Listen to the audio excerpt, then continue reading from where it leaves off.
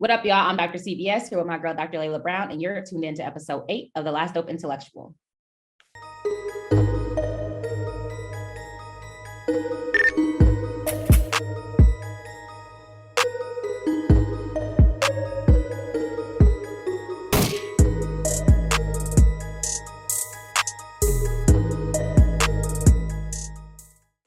All right, y'all. So before we hop into our shoot the shit for this week, I want to give a shout out to our wonderful patrons, Anthony Valdez and friend of the podcast, Ricky Ryan. So thank y'all so much and continue to become our patrons, support us being able to pay our producer, Too Black.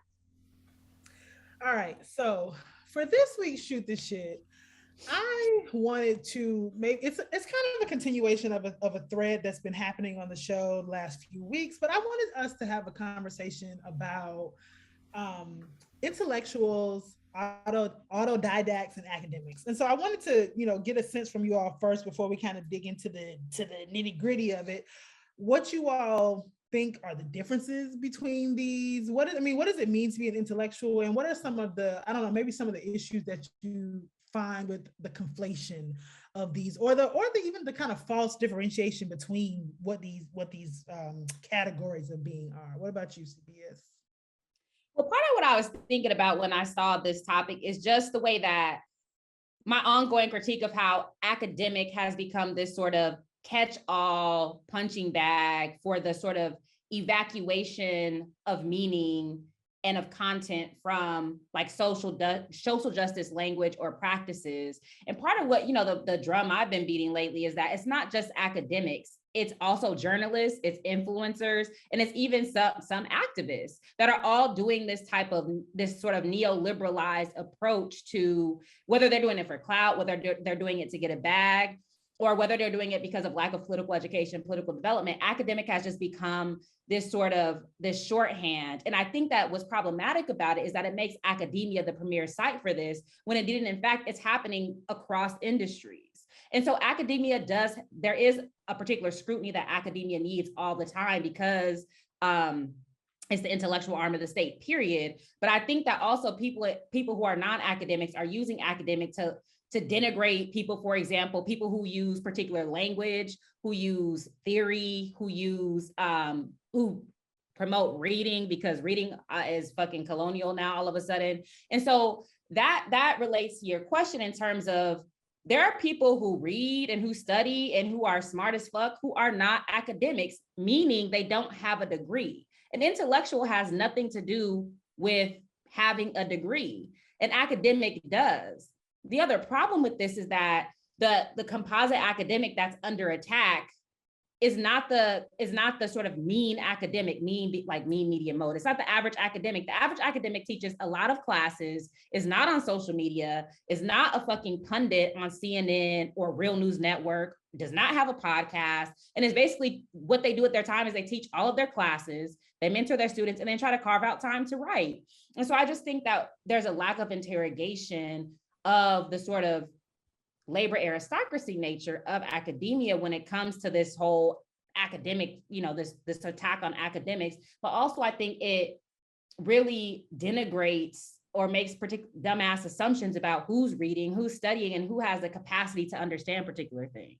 The part of the issue is that is the conflation of what it means to be an intellectual versus an academic. But then also these kind of false distinctions that are made between the two. Like for instance, people loved the episode with my uncle, with Bob Brown. Bob Brown ain't got nobody's degree from no institution. Yet he is in my own experience, and I think based on the audience interaction, they enjoyed it too. He is one of the most well-read, studied, and even so much of what came out of our conversation with him was about his sort of methodology, which was, and he's an autodidact, which was self-taught from the questions that he wanted to ask, right?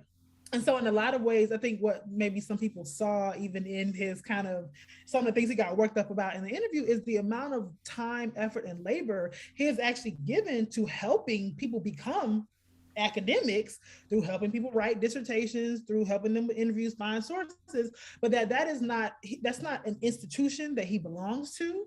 And then I think that it's important for us to really make this distinction between like being smart and inquisitive and asking questions and readings and conflating that with the academy, because I know plenty of people with PhDs that are dumb as fuck and do not ask interesting hella dumb questions. And so I'm just asking for your own thoughts about this sort of phenomenon and the kind of, the way people can just kind of throw these words around without specificity. Yeah, I mean, personally, I guess even though I have a degree, it has nothing to do with anything we ever talk about on this show or on my own podcast. It's not even close, actually. Your pottery degree, basket weaving. It's in it's definitely in pottery and sculpting. But in video production. So with the school I went to, Ball State University, didn't have a Black Studies program or department. There was one Black Studies class that didn't even count towards electives at the time when I got there, and it was taught by a white woman, so I didn't even take it, right? So for me, it's kind of a weird space because, like, even though I have a degree, I only have a bachelor's, but even though I have a degree, most of what I know is what I guess people call self-taught. I don't know if I always agree with self-taught or autodidactic, because I don't know if you can really be self-taught. Like, you still read a book, somebody wrote it, so you didn't teach yourself. Somebody had to write the book. Unless you lived on an island, you didn't learn all this shit by yourself.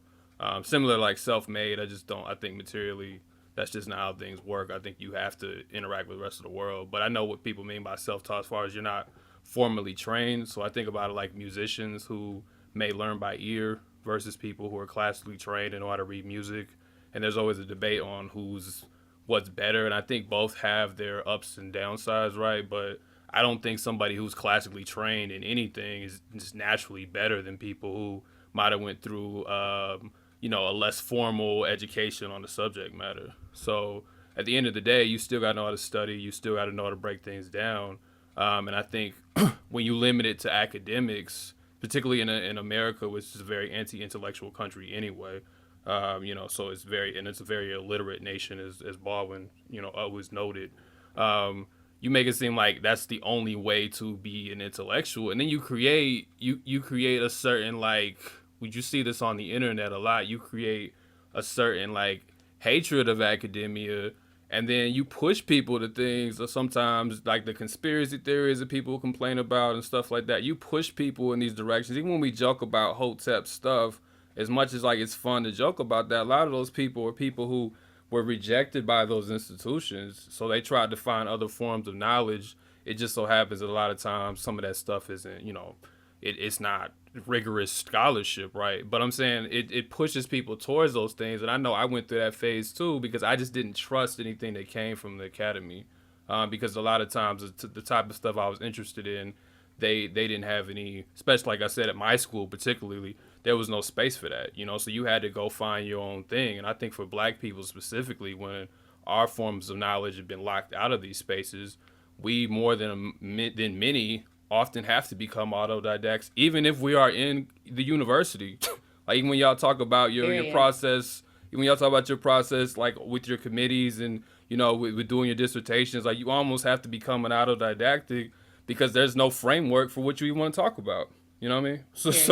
So I'm saying, like, even that, like, distinction doesn't always hold up, because even when you're in these spaces, there's not a lot of stuff when it comes to stuff we really, especially if you're trying to get towards something revolutionary or liberatory, like, there's no space for that often. Yeah, and I think, I would say the benefit of academia is undoing the miseducation, because a lot of that miseducation happens at the K through 12 level. It also happens in academia. But ironically, part of what sort of put me on to the miseducation was Black studies in colleges and the university. And it doesn't have to happen in that space, but it can. And to your point about, I am classically trained, whatever, but I do feel like there's many things that I'm autodidactic about. And a lot of that came from joining an organization. And even before I joined an organization, from reading things like Black Agenda Report, that there was just a completely different analysis. And it was often people like Glenn Ford, RIP, that made me comfortable being myself as an intellectual, because I'm a fucking curmudgeon.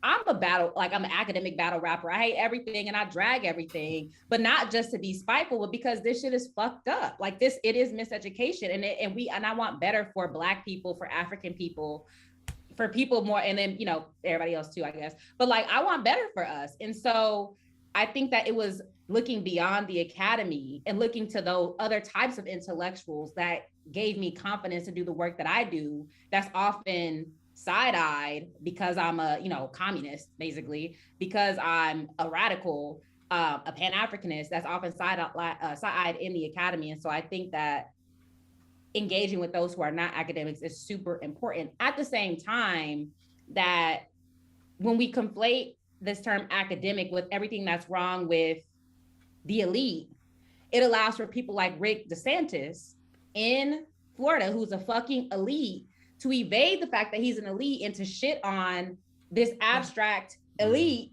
and then evade responsibility. And so we have to be mindful of that, how when we have this attack on academic and academic language and all this other bullshit, which is important in one regard, but it also allows for, it can align with sort of right-wing intellectualism, right-wing anti-intellectualism.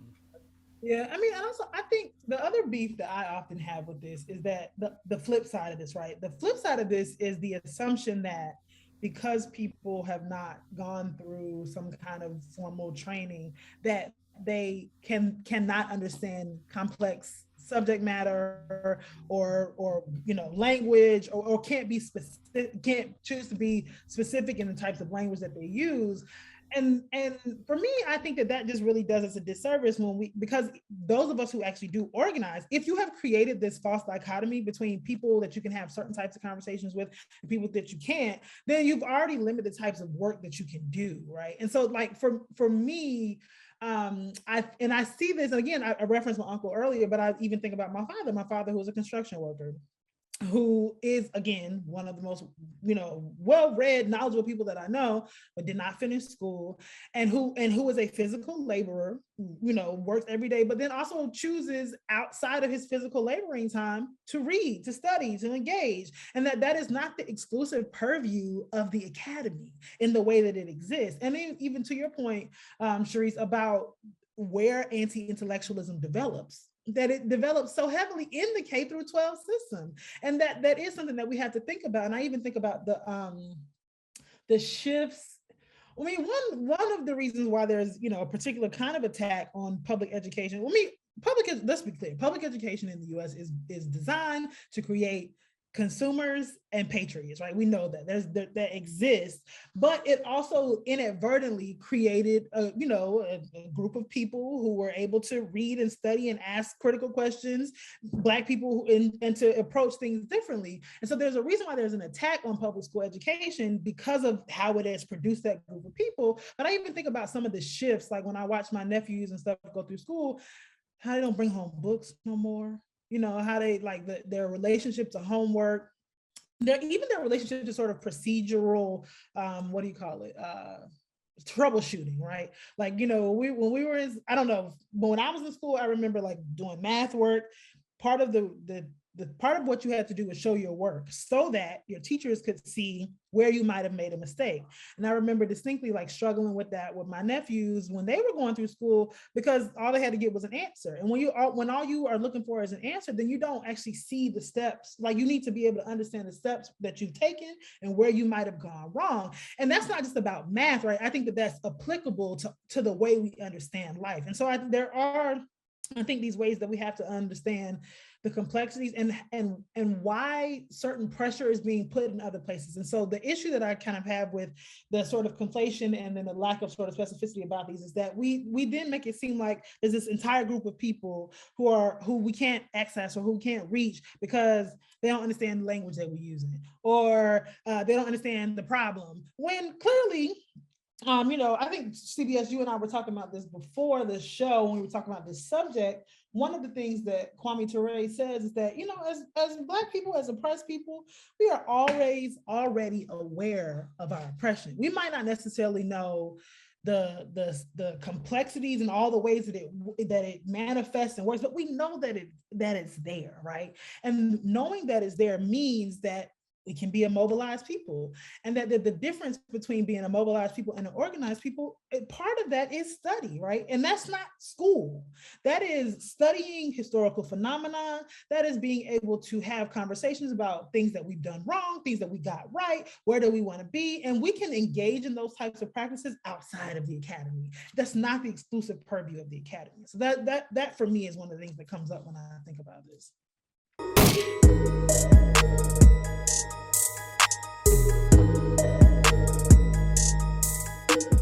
All right, y'all. So it is time for this week's planting thoughts. This is one of my favorites. So y'all know the Monstera deliciosa is my favorite, but this is one of my other favorites. So this is a Caletheia zebrina. This particular plant is native to Brazil, South America, but it's in the prayer. It is in the prayer plant family. So generally, Caletheas are some finicky bitches. I'm just gonna tell you, like other Caletheas that I have, like they require a particular amount of humidity and warmth. Like I'm talking about, like I'd be having to put in my bathroom steam bath. But this one is one that will actually give you a lot of pleasure, and it's not so difficult.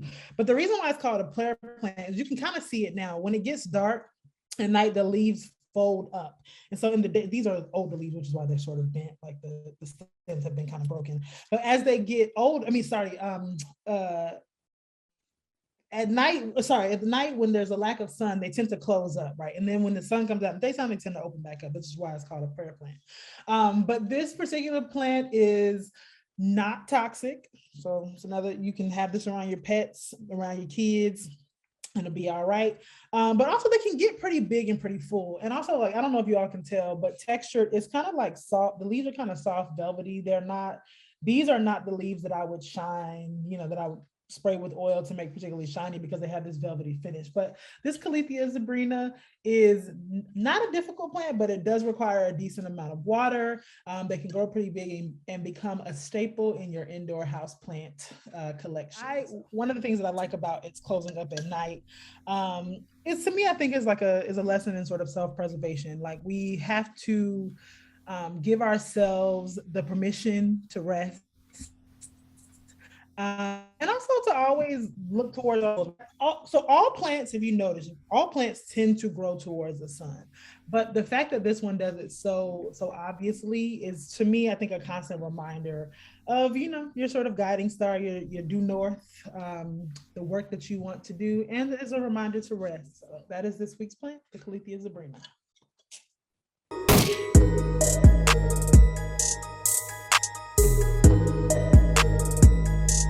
All right, y'all, we have such an exciting interview today with our girl from back in our BPM days, Yele Ichile. So this is going to be so great.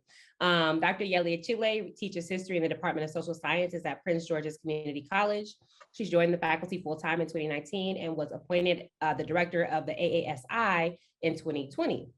Dr. Ichile holds a PhD in history, in the history of the African diaspora from Howard University, and a master's in African American Studies from Columbia University. Dr. Ichile has taught at a number of colleges and universities, including Temple University, Montgomery College, Virginia Commonwealth University, Florida A&M University, and Goddard Colleges. But PGCC was her first post-secondary teaching job, and she considers it her academic home. Her work is an exploration of the roles of women of African descent in Black freedom movements. She specifically examines the connection between African military culture, spirituality, art, and interpersonal relationships as they relate to African liberation struggles. So thank you so much for being here, Dr. Ichile. Hi, hey, it's good to be here. Yes, it's been a little bit of a minute. So I'm so glad to see you. Yeah, good to be here. All right, so let's just hop right in. So can you start by telling us about some of your research and teaching interests and how these intersect with all of the work that you do beyond academia? Sure. So my research interests really center around trying to locate African women in our resistance movements, but also trying to bring spirituality and culture into the center of the conversation. And what I found was that to bring women into the center of the conversation, it's made more expedient by doing the culture work and the spiritual work. And then you start to see that kind of the liberatory repertoire, the things that are on the table for us to use, the tools, the strategies, are culturally, constituted, are spiritually based. And so the more we expand on what is included, the more we try to see and make visible in the toolkit, then the more women become visible. So that's really kind of the gist of it. And then I focused on a few case studies, like the Akan example of enslaved women who are from that particular ethnic group, as they presented themselves and were found throughout the Americas. And I noticed that there were some patterns in how these women were, resisting and participating in organized resistance specifically. I found like there's an ethos of resistance that really springs from the roles and the energy carried by women in these societies. And I think there are some commonalities that have allowed me to kind of link that to other African culture groups, and then really think about, is this common ground? Is this cultural common ground for African people? And can these tools and women's participation and really leadership using these tools be added to our understanding of our movement now? Can it enhance what we're doing now in the 21st century and beyond? Oh, that's so why do you think, this is the follow-up question, like, why do you think it is, or why is it that spirituality and culture are the places where women, African women, show up most? Like, what is it about that realm that really allows women to participate in liberation struggles?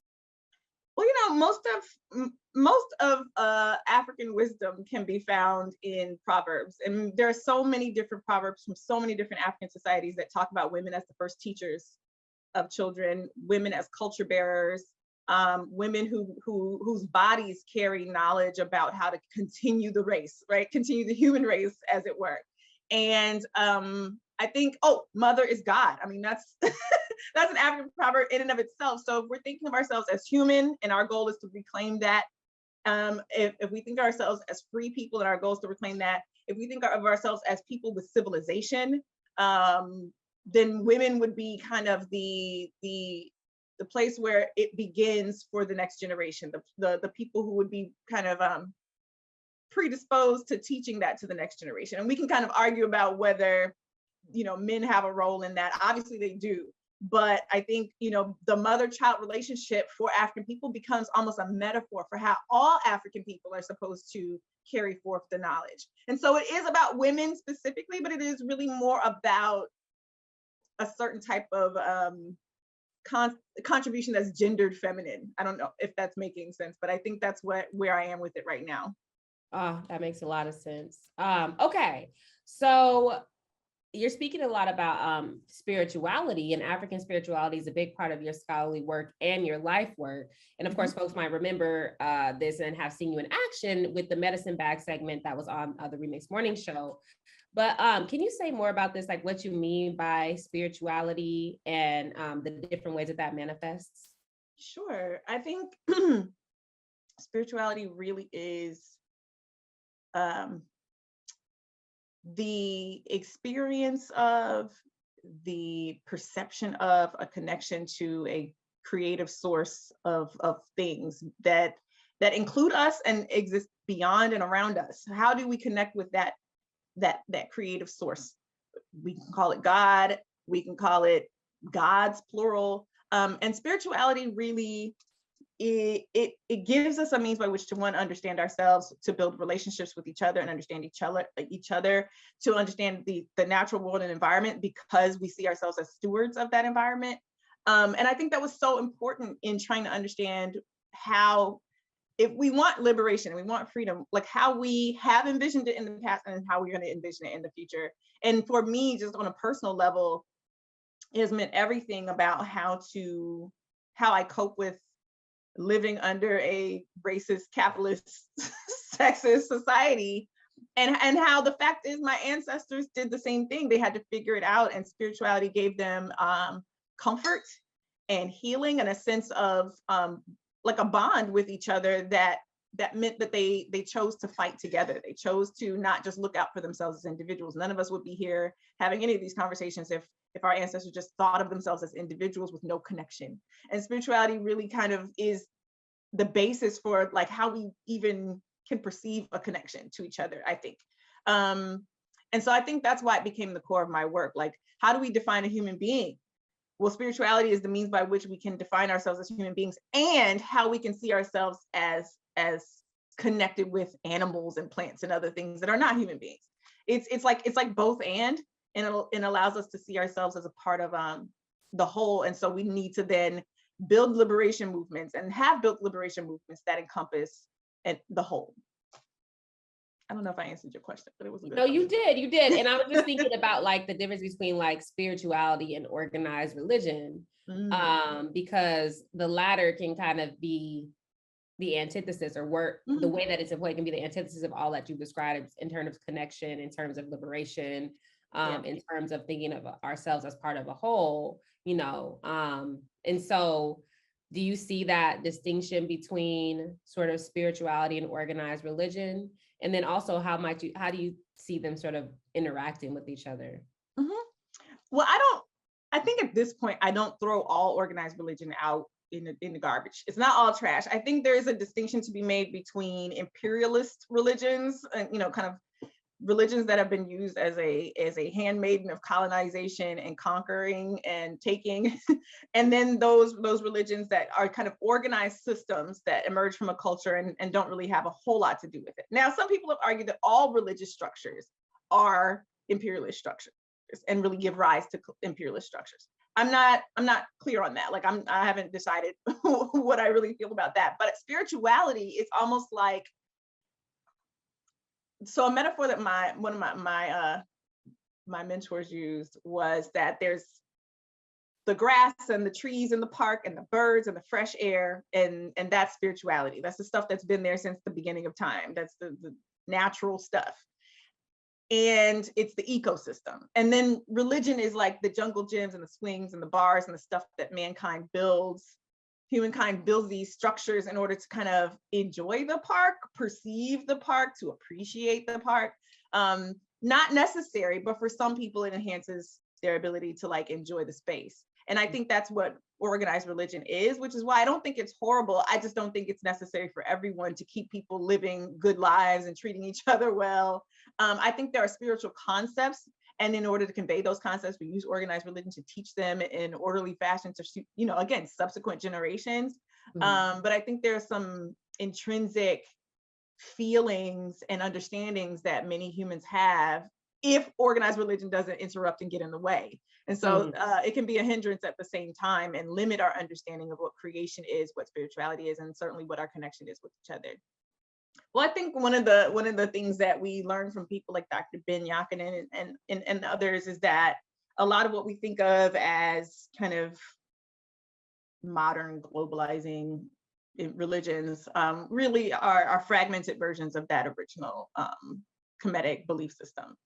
And you know, I think it's important to be first, but it's also important to know why it's important to be first. And I think that one of the major contributions, as someone who practices Kemetic yoga and a yogic tradition from that civilization, one of the things that's most important really is how many of the what I call plugins that our ancient Nile Valley civilization ancestors discovered. Like, I've practiced all kinds of yoga traditions, right? Whether we're talking about Indus Valley Hindu traditions or others, because many people have yogic traditions that do similar work in our bodies and spirits. But it wasn't until I started to learn Kemetic yoga that I discovered how to breathe properly and how to understand energy, and how to kind of connect my mind with my body and really push my body to do things that I wasn't really able to kind of connect with from other yogic traditions.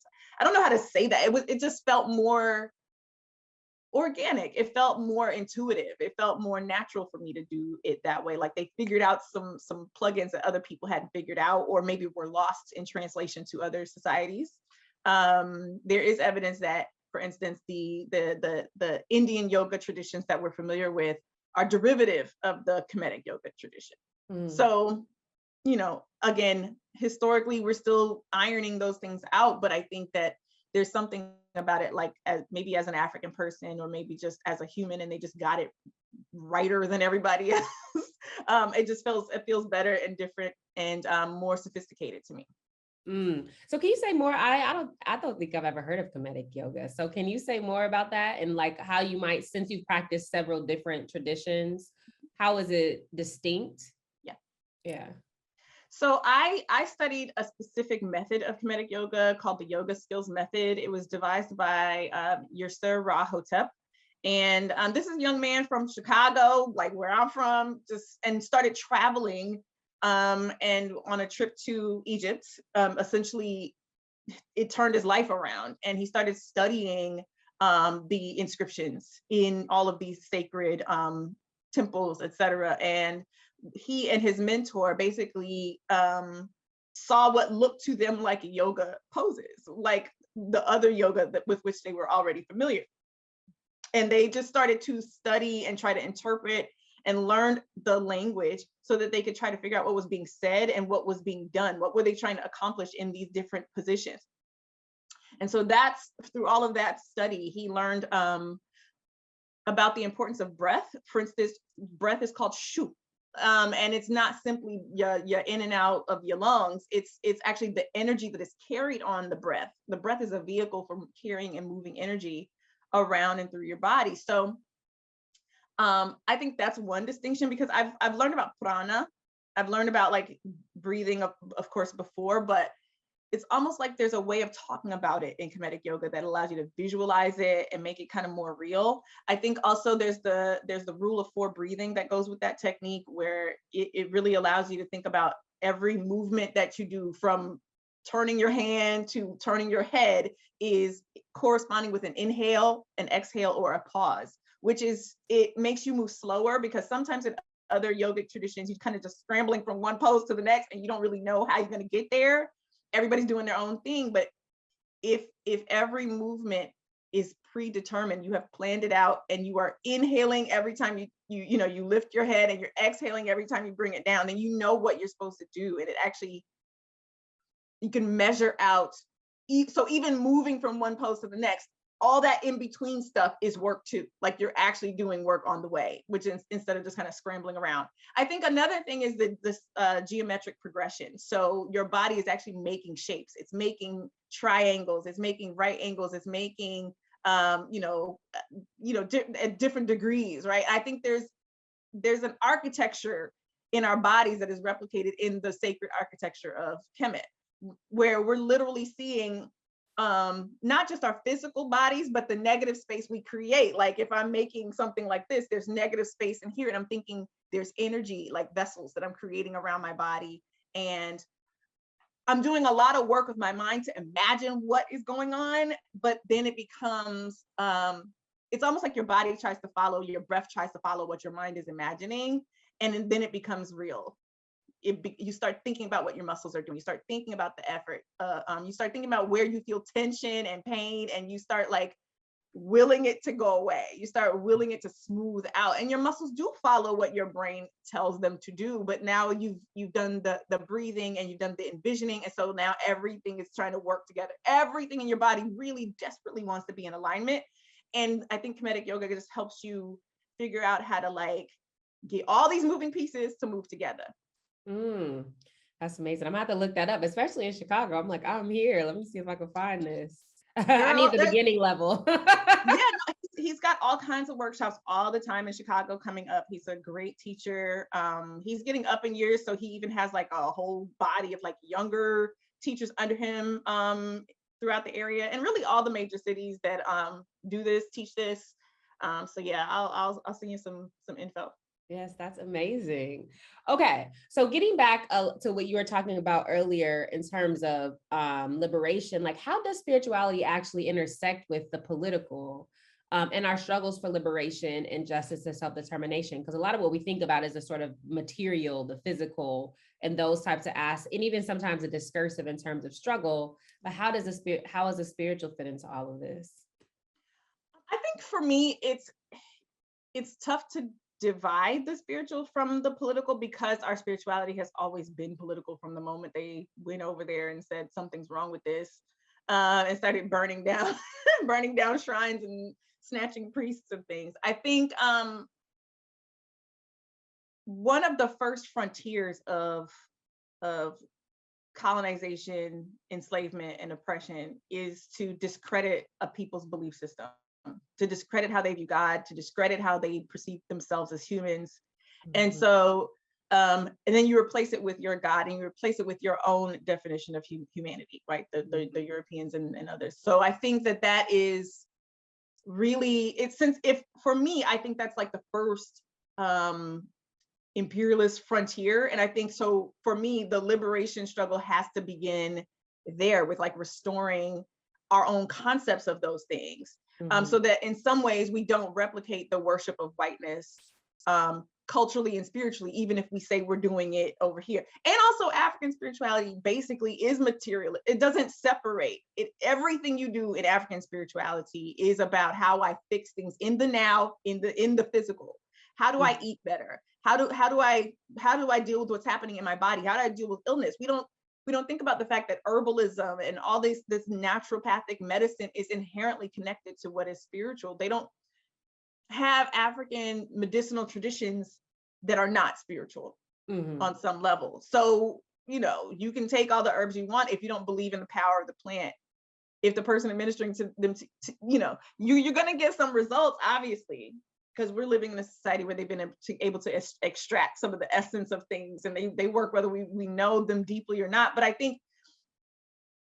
imagine how much more effective things could be if people actually had a relationship with those plants, and they believed in all of the levels of power that the plant is offering, right? It's a different type of healing, because another thing we struggle with in our liberation movements is like the basic necessities not always being taken care of. We got to struggle while being hungry. We got to struggle while being sick. We got to struggle while being broke down, having unstable housing, having unstable food access. Like, I think spirituality and these spiritual systems, like the spiritual traditions we come from, address all of those things. Farming is a spiritual process. Cleaning your home is a spiritual process. All of these things, it's not divisible from like life and life ways. It's, you know what I mean? So one of the things I think we struggle with is chronically having illness, chronically having these problems, chronically reproducing these problems, because we can solve it in the material, but we haven't solved the other levels of why these things happen as well. So I think leaving spirituality out is going to mean that only a fragment of your problems will be solved, or your solutions will be fragmented solutions. That is so interesting. As you were talking randomly, I was writing yesterday about like Descartes and skepticism and doubt, and how like I haven't thought about him in a minute. Yeah, I'm writing this whole part about imperialism basically, and this how that's like the ego, I think therefore I am is like linked to like the ego conquero. So Nelson Maldonado Torres talks about that. But anyway, how when you said like you have to believe in, like when you're taking in herbs and medicines, if you don't believe that it will work, or you don't believe in the sort of the system that is infusing what's happening in the material, then you're not going to get the complete benefit. And I was thinking about how that sort of mind-body split and skepticism and doubt as the basis of the self in Western culture really animates the sort of disbelief or the doubt that infuses how we go about doing things. And I don't know, that's just a random errand thought, but I was just like, that's so interesting. That's it's like the colonization of like our capacity to have like a particular type of faith, It's not that we don't have faith, because motherfuckers got faith in capitalism and the dollar and all this other goofy shit. So it's not that we don't have it, but it's sort of like, what is it that what are we able to have faith or belief about? Right. So right. capitalism, I think, is one of the major world religions. People don't talk about that. Period. Oh, But period. People deeply believe in it. And it is so true. You know, and there's so much to be said about that, especially because of the way that like white supremacy allow for like, in terms of the monotheistic religions or the quote unquote major religions, allowed them to sort of close ranks. And that's deeply infused with the sort of colonial and capitalist project. Gerald Horne writes about that, but I think you're right. It's so there's such a mysticism about it, right? Oh, yeah. That undergirds the material. So I think you're absolutely right. Because I think, think about it, like when people talk about people who believe in African traditions, or even super Christian-y folks or super Muslim folks, like there is this aspect of it that's thought about as like very mystical, or like you have to like your beliefs are not logical, right? What you believe historically happened in your religion didn't really happen that way, right? All that stuff, valid, okay? But capitalism makes you defy your sense of like logic in the present moment. Like crazy stuff just be happening, and you will the cognitive dissonance involved in like upholding capitalism. It's deep and it's kind of creepy. Like it's creepy to me. Like capitalism is creepier to me than voodoo or whatever else is out there. Like the way people believe in it and will just leave all sense of reason behind to follow the things that are just like antithetical to like human life and solidarity. It just it boggles my mind sometimes. I'm like, you're gonna talk about what I believe, but you believe Jeff Bezos. Okay. Yeah. All right. And then have the nerve to call it reason and rationality, right? Yeah. That's like, it's so inscribed in like modernity, right? Capitalism is so inscribed in modernity that the things that we ascribe reason and rationality to are the things that are like extremely irrational and like dehumanizing and death driven. So yeah, I'm with you 100%. So I want to return to this idea of women and gender, or the feminine. First off, can you speak a little bit, because you use the term feminine energy, not necessarily as opposed to women, but as a way to expand that category, which then brings up this whole idea of gender and the colonial bifurcation of gender. And so I just wondered if you can speak a bit more about like why the feminine might be a better way of getting at what you're talking about. But more broadly, how does that figure into your own practice and teaching of spirituality? And then how do communal practices like the Sacred Sister, you have the Sacred Sister Circle, help facilitate this kind of work? Well, I think using the term feminine and focusing on feminine energy is more inclusive, period, because there are human beings who don't identify as women, but carry a lot of what would be thought of as feminine energy in the world. Obviously, the concept of what is feminine in terms of our physical outward expression can change from society to society, right? We can't talk about a color being feminine because pink could be a masculine color in a different part of the world, right? So I think feminine energy is more about a certain way of contraction and multiplication. It has to do with internal processes. It has to do with maybe nurturing. It has to do with maybe a certain way of externalizing things that is more collectively focused.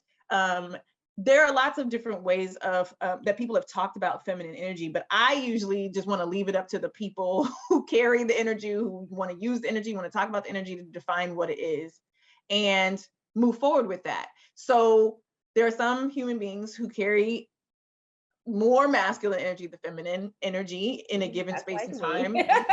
Maybe, right? But people shift back and forth. And I think what we need to do is, instead of kind of focusing on like the way it's supposed to look in someone's body or their sex, focus on the energy and how it can be used, right? Like if I need to step into like my masculine energy to accomplish a goal, if I need to be more assertive, aggressive, focus on expansion, focus on a certain type of way of organizing things, then I will do that. And me having, boobs and a womb is not gonna it's not gonna stop me, and it shouldn't it shouldn't get in the way of me being allowed to express that. And that has been core to our movements. Women in these movements picked up machetes, were strategists, they were priests in praying over people, but they also poisoned people and shot people and did all kinds of other stuff. They organized on every level, using both masculine energy and feminine energy.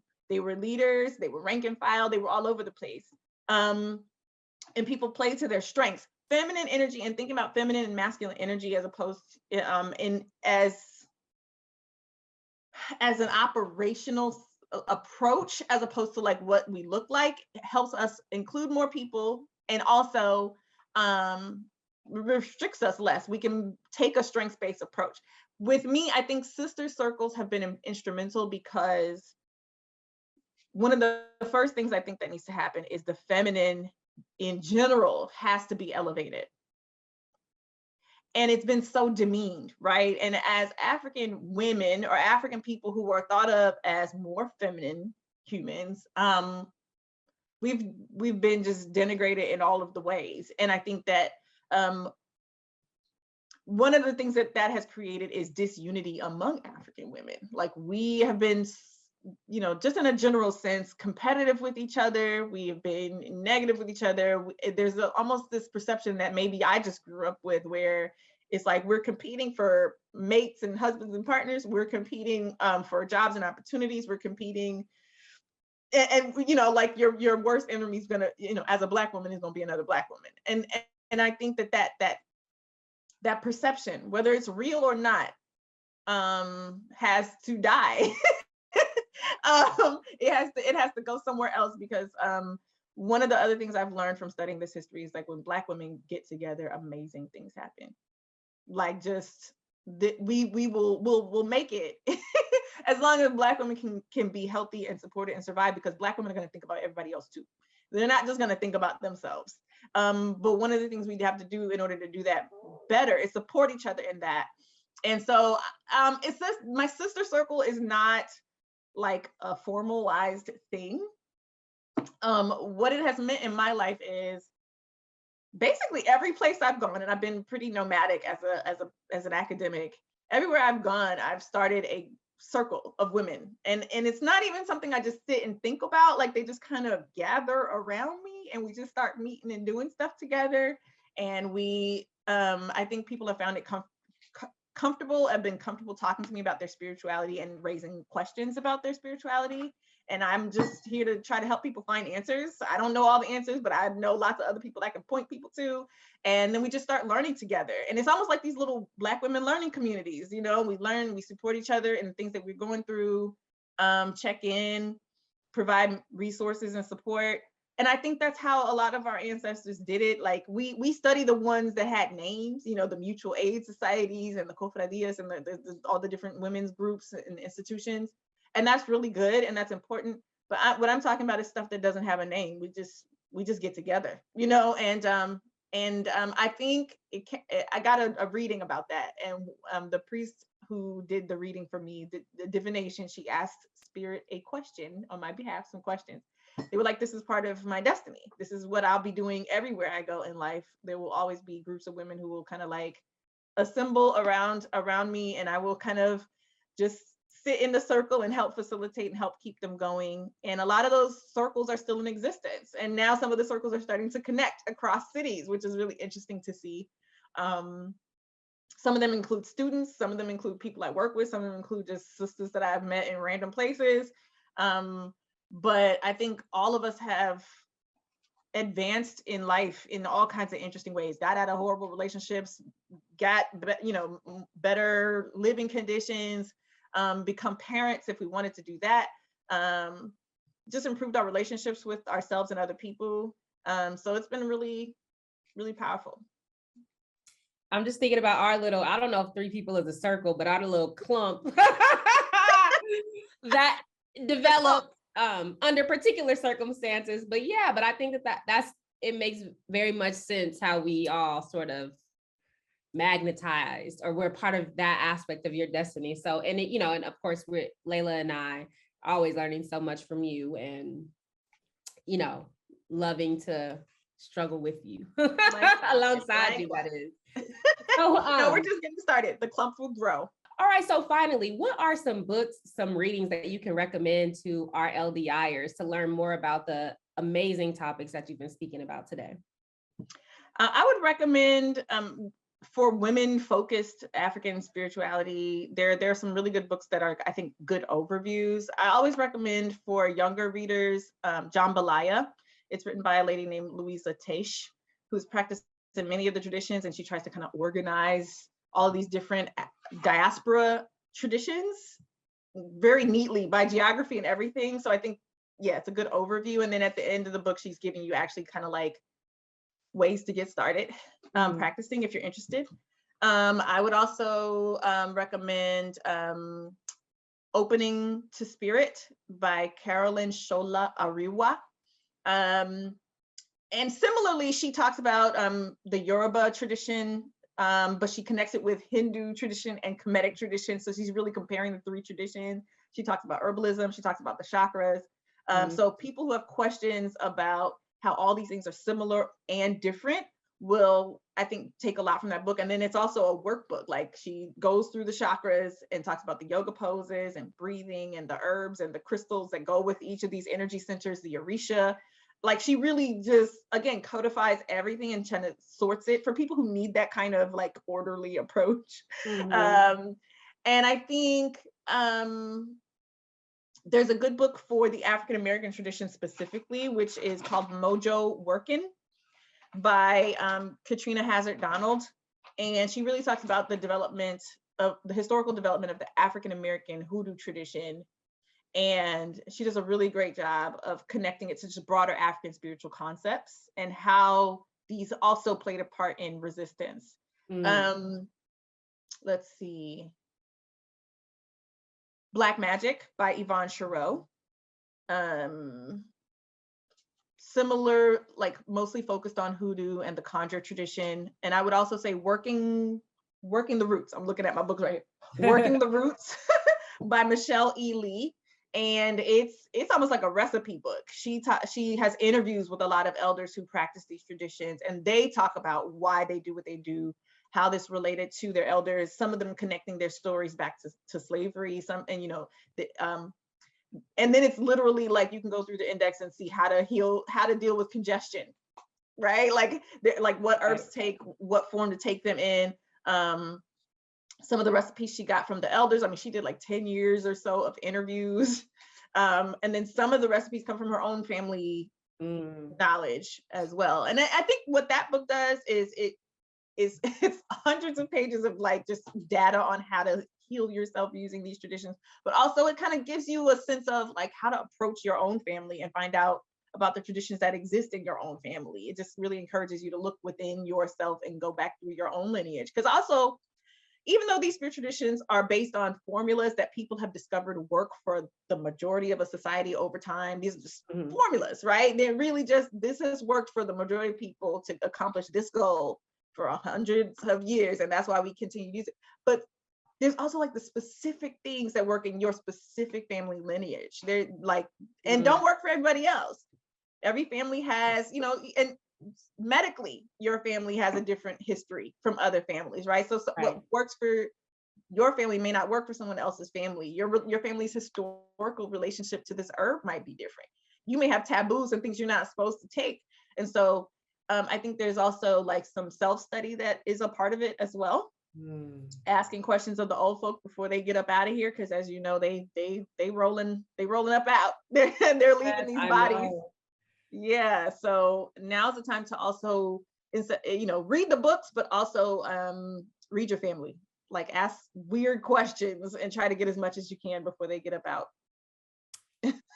That is so, I feel like that's real. And again, that just puts another spin on like genealogy type stuff, because I can be quite skeptical of that work just for a number of reasons, just the way that is sort of, I don't know, sometimes the way it's pimped out, I guess. But I think that what you're talking about gives a sort of new perspective on that in terms of like your family history and how that genealogy is weird. Yeah. Genealogy is really weird.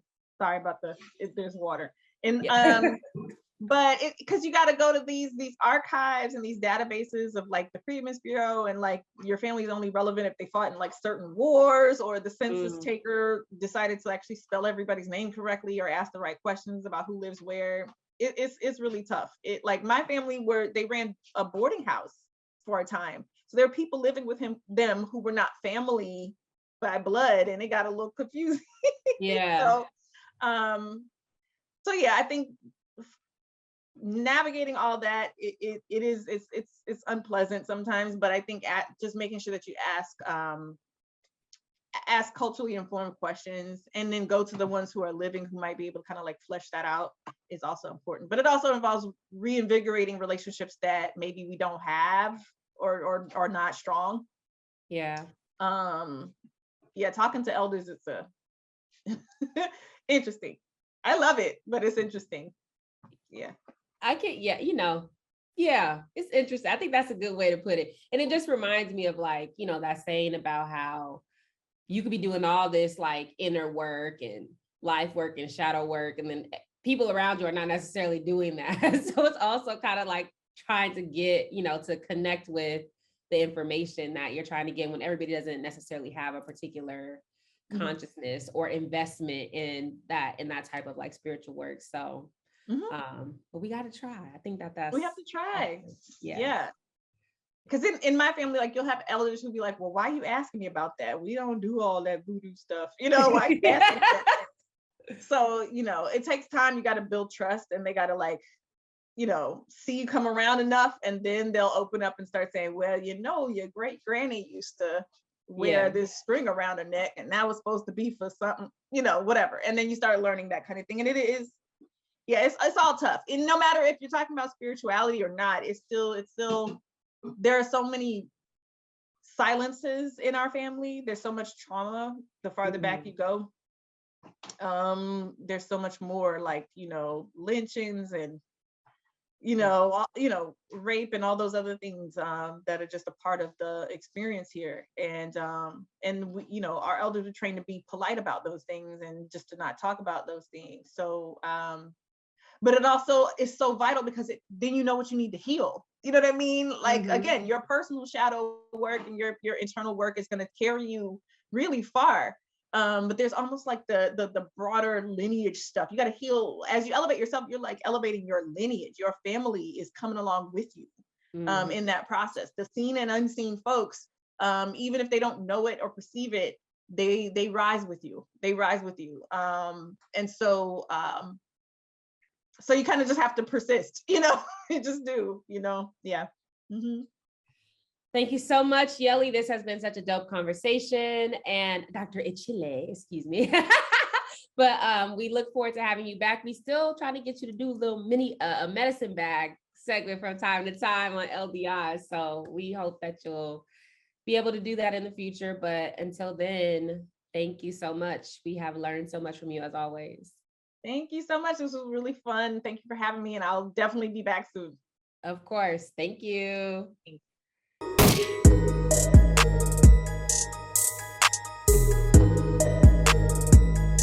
All right, y'all, we have such a dope interview today with Professor Bay, aka Dr. Triva Lindsay, who is an associate professor at The Ohio State University and the co-founder of Black Feminist Night School at Zora's House. Her research and teaching interests include African-American women's history, Black popular and expressive culture, Black feminisms, hip hop studies, critical race and gender theory, and sexual politics. Her new book, America Goddamn, Violence, Black Women, and the Struggle for Justice, will be out with University of California Press coming up April 22. Her first book, Color No More, Reinventing Black Womanhood in Washington, D.C., was a Choice 2017 Outstanding Academic title.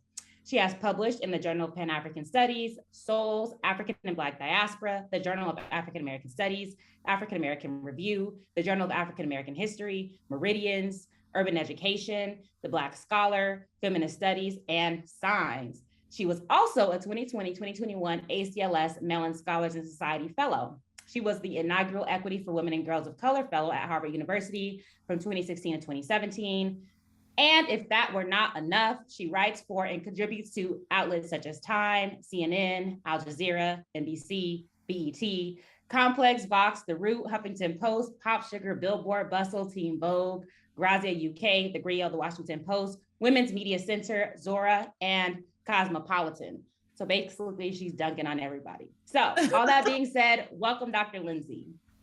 Hello, hello, hello. We're so excited to have you. I'm so excited to be here. I'm such a fan of the podcast. So I get to fangirl in person today, which is kind of wonderful. And thank y'all for creating this space. Like, it's a really, really amazing learning space. I'm better for it. And I think we're better for it. So thank you. Thank you so much. So I'm really excited. Thank you also for sharing the introduction to your forthcoming book with us. We're excited to dig in and talk about it a little bit. We got that exclusive. You mad? exclusive drop. So to get us started then, can you just tell us a little bit about you, your work? And we know you identify as a Black feminist, so can you tell us what that means to you? Who have been some of the thinkers that have helped shape your own sort of intellectual trajectory? And then what has been your sort of intellectual journey from your first book, Colored No More, to the new book, America Goddamn?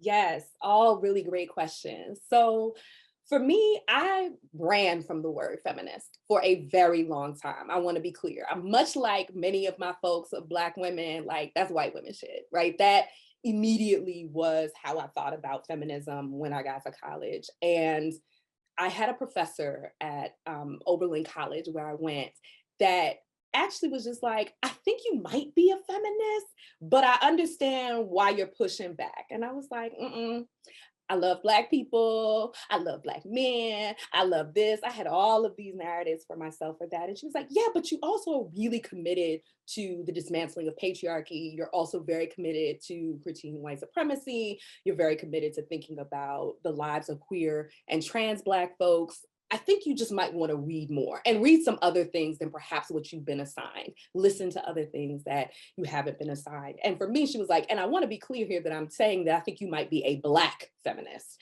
And for me, that evolution of thinking through what it means to put the Black in front of feminists and qualify that both as a historical marker, but also as an identifier that is deeply rooted in Black study, Black practices, Black communities, and who I'm accountable to as a feminist. I feel like I'm accountable to Black communities because of my commitment to ending white supremacy, because of my commitment to ending misogynoir, because of my commitment to railing against capitalism, which has become something that has grown my feminism in the last couple of years specifically. And so I had to read people initially, you know, the first kind of folks people point you towards are kind of Audre Lorde and Bell Hooks. Then I was reading Toni Cade Bambara. I was reading June Jordan. I was reading and learning about the life of Claudia Jones. I was learning about Charlotta Bass. So I started really broadening who I was thinking about. And I actually didn't get to the Combahee statement till much later. I'm a little embarrassed to say that. But it was something that came into my life a little later in my process. And I was like, oh, this is a commitment. This is a connection to something that grounds me beyond just saying, I'm a feminist. It's like, it grounds me in a commitment and a tenacity to the dismantling of interconnected forms of oppression.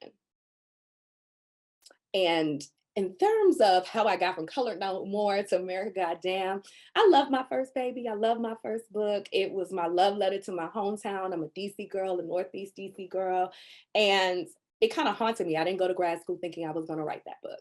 I went thinking I was going to do something about pinup girls and the history of pinup girls. That actually was like my first dissertation perspective was actually about pinup girls.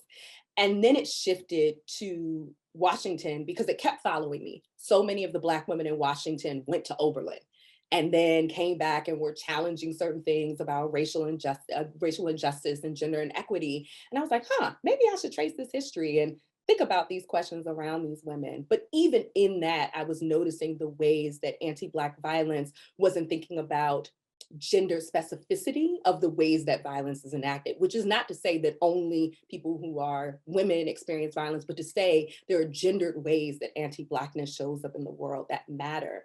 And that really pushed me towards this new project of thinking about what violence against Black women looks for, a call for specificity while also acknowledging the systems that make that possible, that Black women, Black gender expansive people, Black gender fluid people experience violence in particular kinds of ways.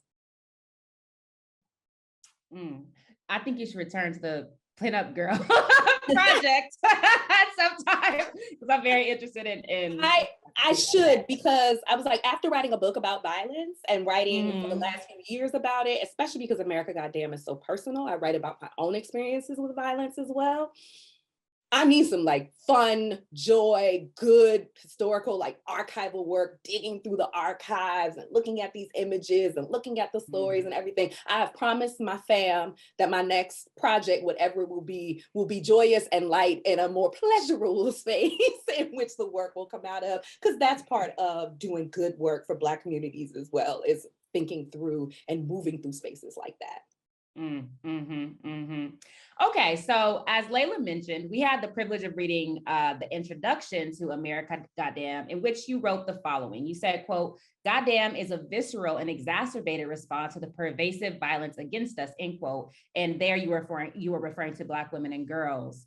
And so I wondered, how does Goddamn offer a framework to understand past violence, referenced, for example, in Nina Simone's Mississippi Goddamn, which you talk about in the introduction, but also the contemporary manifestations of this violence that you examine throughout the text?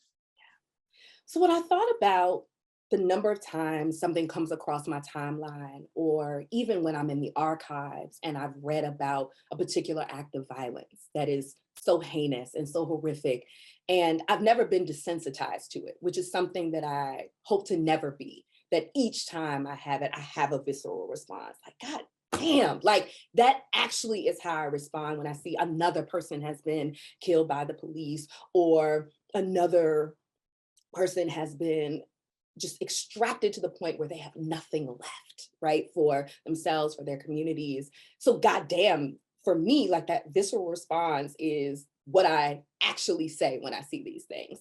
But thinking about that as a framework, and thinking about Mississippi Goddamn, which was Nina Simone's kind of first protest song, as she identifies it. She said she didn't want to do one, and then Medgar Evers is assassinated, and then the four little girls, Addie, Denise, Carol, and Cynthia, are killed in the 16th Street Baptist Church in Birmingham, Alabama. And she was like, I had to do this. I was moved to do this. And so goddamn for me then becomes this framework for accounting for that visceral response and understanding and unpacking a history that produces a context in which this kind of violence is inevitable, ubiquitous, and death dealing. And so this can be spectacular instances of these kinds of violence, which end up on our timelines, or spectacular moments that we encounter in the archive, which make us go, God damn, white supremacy is a motherfucker, right? Like that kind of thing. But it's also a way to move through when we see these moments and being able to identify, well, why is this happening? How does this continue to happen? And what is it that we need to do to disrupt, dismantle, overturn, overthrow? And I try and think about the range of ways that Black women in particular have offered responses to this, right? Which do range from everything from reform to armed revolution. There's a broad range of responses to this, which is also why I talk about this in terms of Black feminisms, because there are definitely multiple camps here.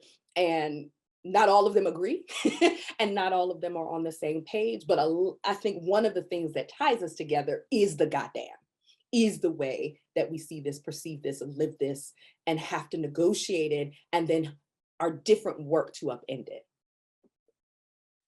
Yeah, one of the things that I really appreciated when I was reading the intro, and even in your intro, the answer to the first question, is that I think your trajectory towards feminism is similar to mine, in that it wasn't something that really came into my life until later, like until college. And really, if I'm honest, intellectually, not even until grad school. Like I was exposed to it in certain kinds of ways. And so I'm thinking about this in relationship to kind of the three main sort of theories you use to frame your work, right? So you utilize Crenshaw's theory of intersectionality as a framework, which, you know, there's a lot to say about that. Sort of Deborah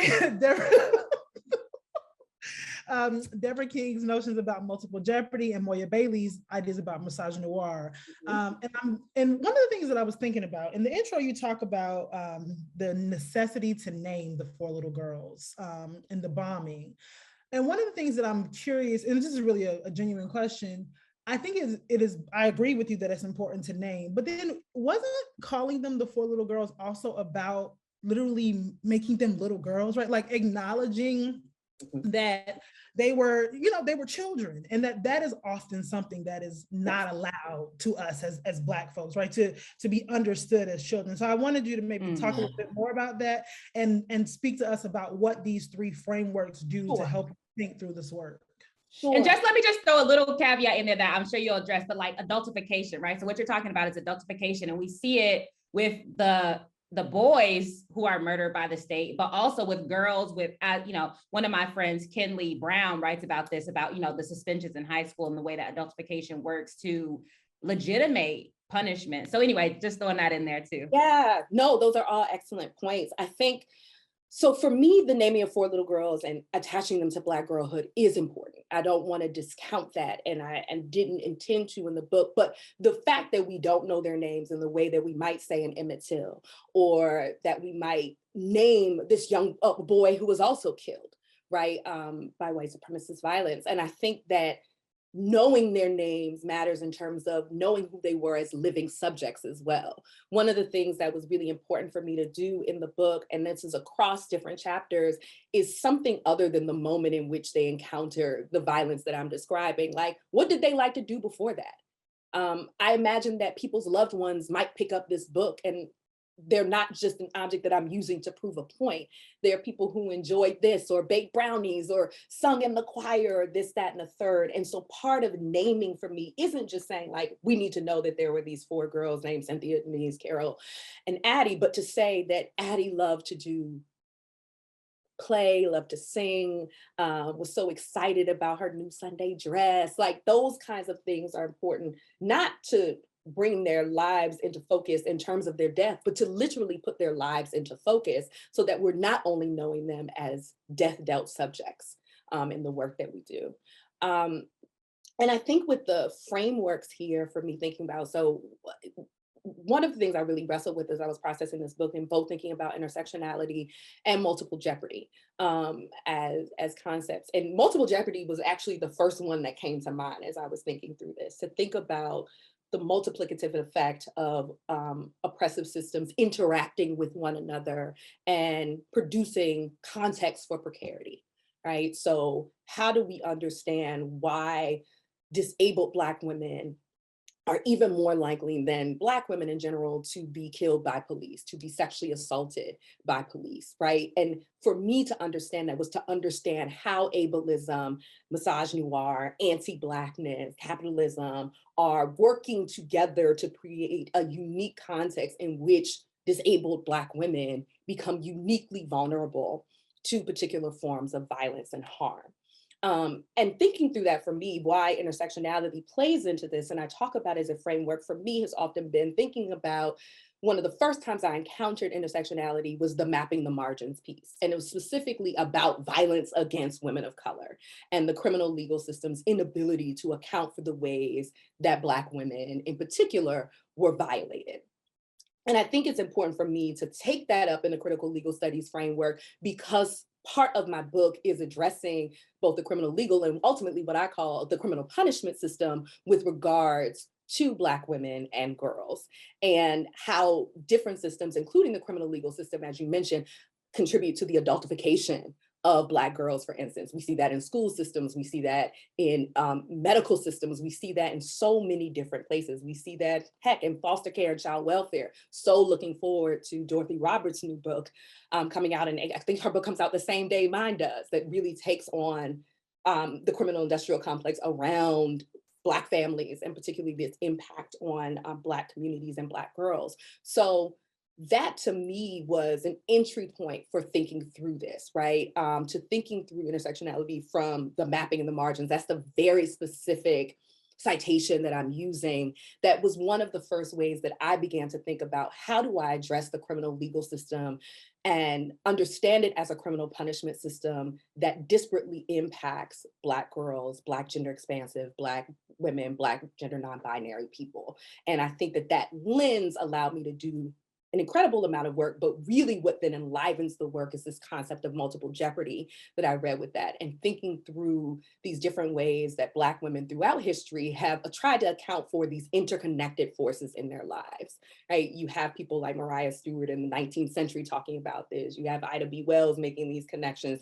You have a long tradition of this, that if we want to move it back past intersectionality to think about the long tradition of Black women saying, hey, maybe these things are interconnected and become more forceful. They become, I always think of it like a transformer, right? You have these various terrible transformers and then they form the like Megatron of terrible that then impacts everybody.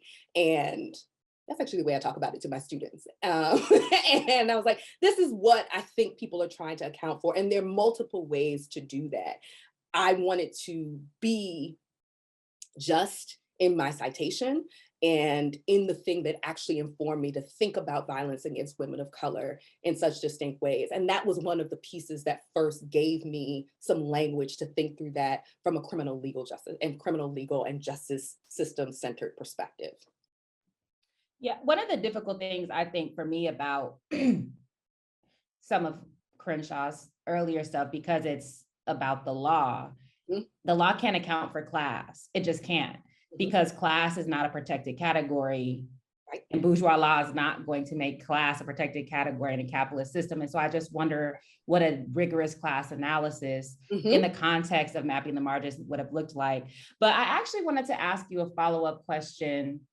We'll get to capitalism in a second, but a question about perhaps what we might call maybe the underside of naming. Because on the one hand, I do think it's important to name things, but on the other hand, given the context of like neoliberalization, I wonder sometimes if naming things also individualizes or particularizes in a way that can evade a systemic critique. So for example, what do we know 2020 as? The George Floyd uprisings, where there's so much emphasis on Breonna Taylor, which is so important, but that again becomes about getting justice for Breonna Taylor. And we've seen all of these organizations pimping these individual cases. You can't pimp a structural analysis, you can pimp individual cases. And so I just wonder if you had any thoughts about how naming or say whomever's name or that type of emphasis is also bound up in a sort of neoliberal politics of recognition.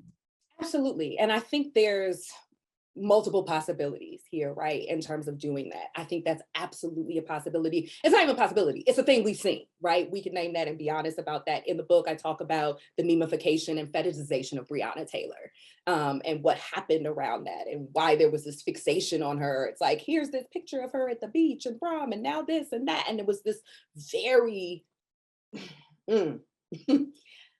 it angered me, it frustrated me, and people were like, but isn't this what you wanted? I'm like, this is literally the opposite of what I wanted to happen with this. But I get that in only naming it as a recognition kind of framing, that absolutely can be the outcome. I think for me, what naming also offers, and this is the naming with story and with living, is that I'm not only accountable to people who are reading this book, I feel deeply accountable to the families and communities and loved ones of the people I write about.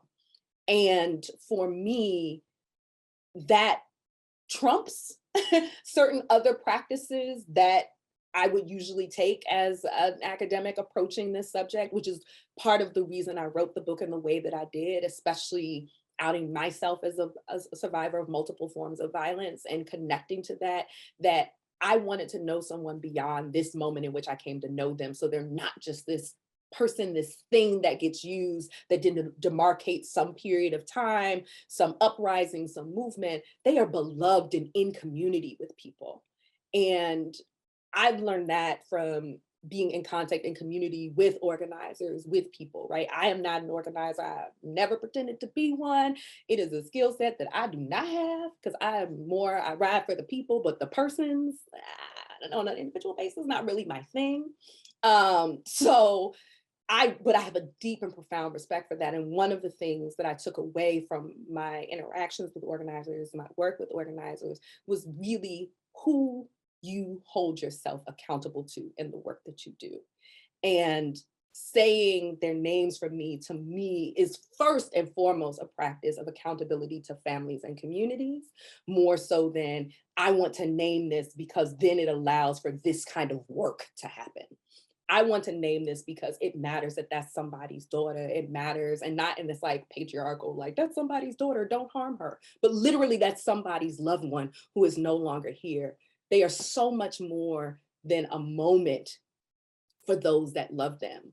And so much more than a moment for those who are in community with them. And so I wanted to be intentional about naming as a way to honor that kind of accountability and to hopefully model a different practice of naming that isn't just about the rallying around to support and then the winnowing down of movements and uprisings to singular moments, but as an ongoing process and push and just fight and struggle, right? That is ongoing within this, that all of these people have a place in, and all of their communities and loved ones have a place in, even when we don't agree with each other, and even when we disagree at approach.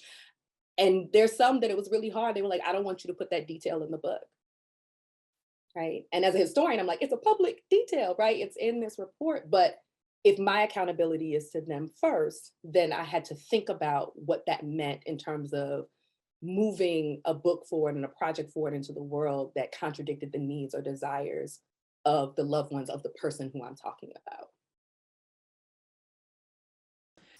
Yeah.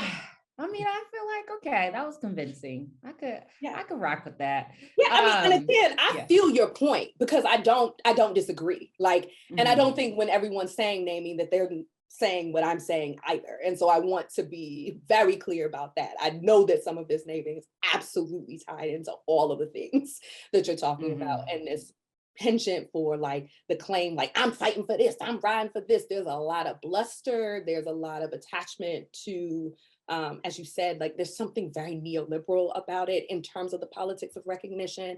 And if I think about that as the only possibility, however, I think I'm also doing a disservice to the individuals whose stories I'm trying to tell parts of. And I'm only getting parts of their story, right? Because they only become part of the story because something has happened to them. And so my effort to recover something other than the death dealing moment or the moments at which precarity rears its head in particular ways are what bring me to them. And then I have a responsibility, at least for me, to dig beyond that, right? To make them a loved one, to to show them as a loved one.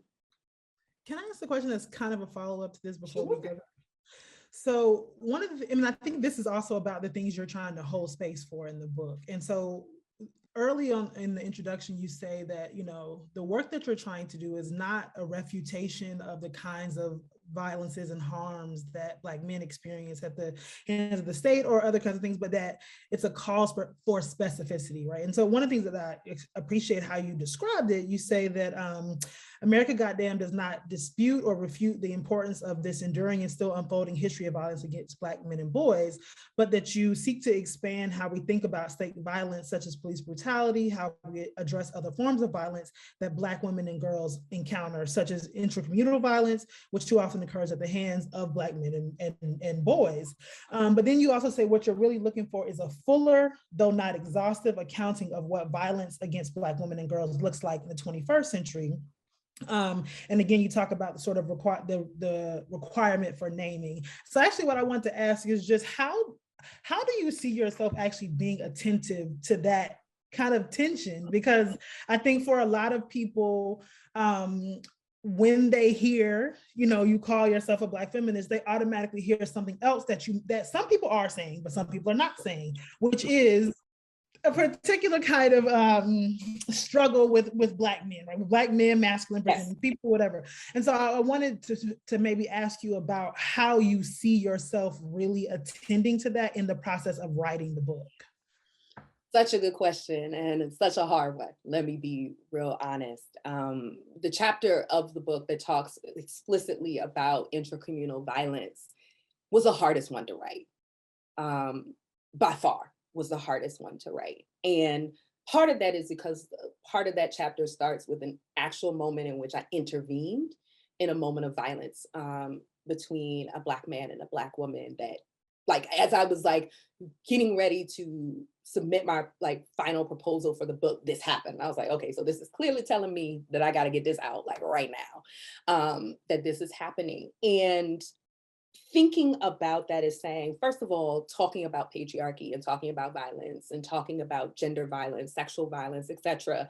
And I try and be very careful in the book in the ways that I'm using all of these terms, right? There are times when I'm talking about violence against Black women and girls. There are times when I'm talking about patriarchal violence, right, which can affect people across genders, sexual violence, which obviously impacts people across genders, and doing so.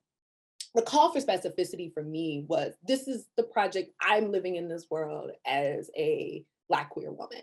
And this is what violence has looked like for me. And I want to dig and find out what that has looked like for my ancestors, what that looks like for people I'm in community with now, people who are living with these stories and truths, and being, again, accountable to that, and bringing an accounting of that. Which is not in any way to say, let's not look at violence against Black men and boys. There's nothing in my text that would suggest that. The hardest part, however, was talking about violence that is happening intracommunally, not doing this in a pathologizing way, not doing this in a way that further criminalizes Black men and boys, and not doing it in a way where I'm saying patriarchal violence only has this set of victims and survivors, right? That would be both untrue and just not at all my intention or what I think is happening.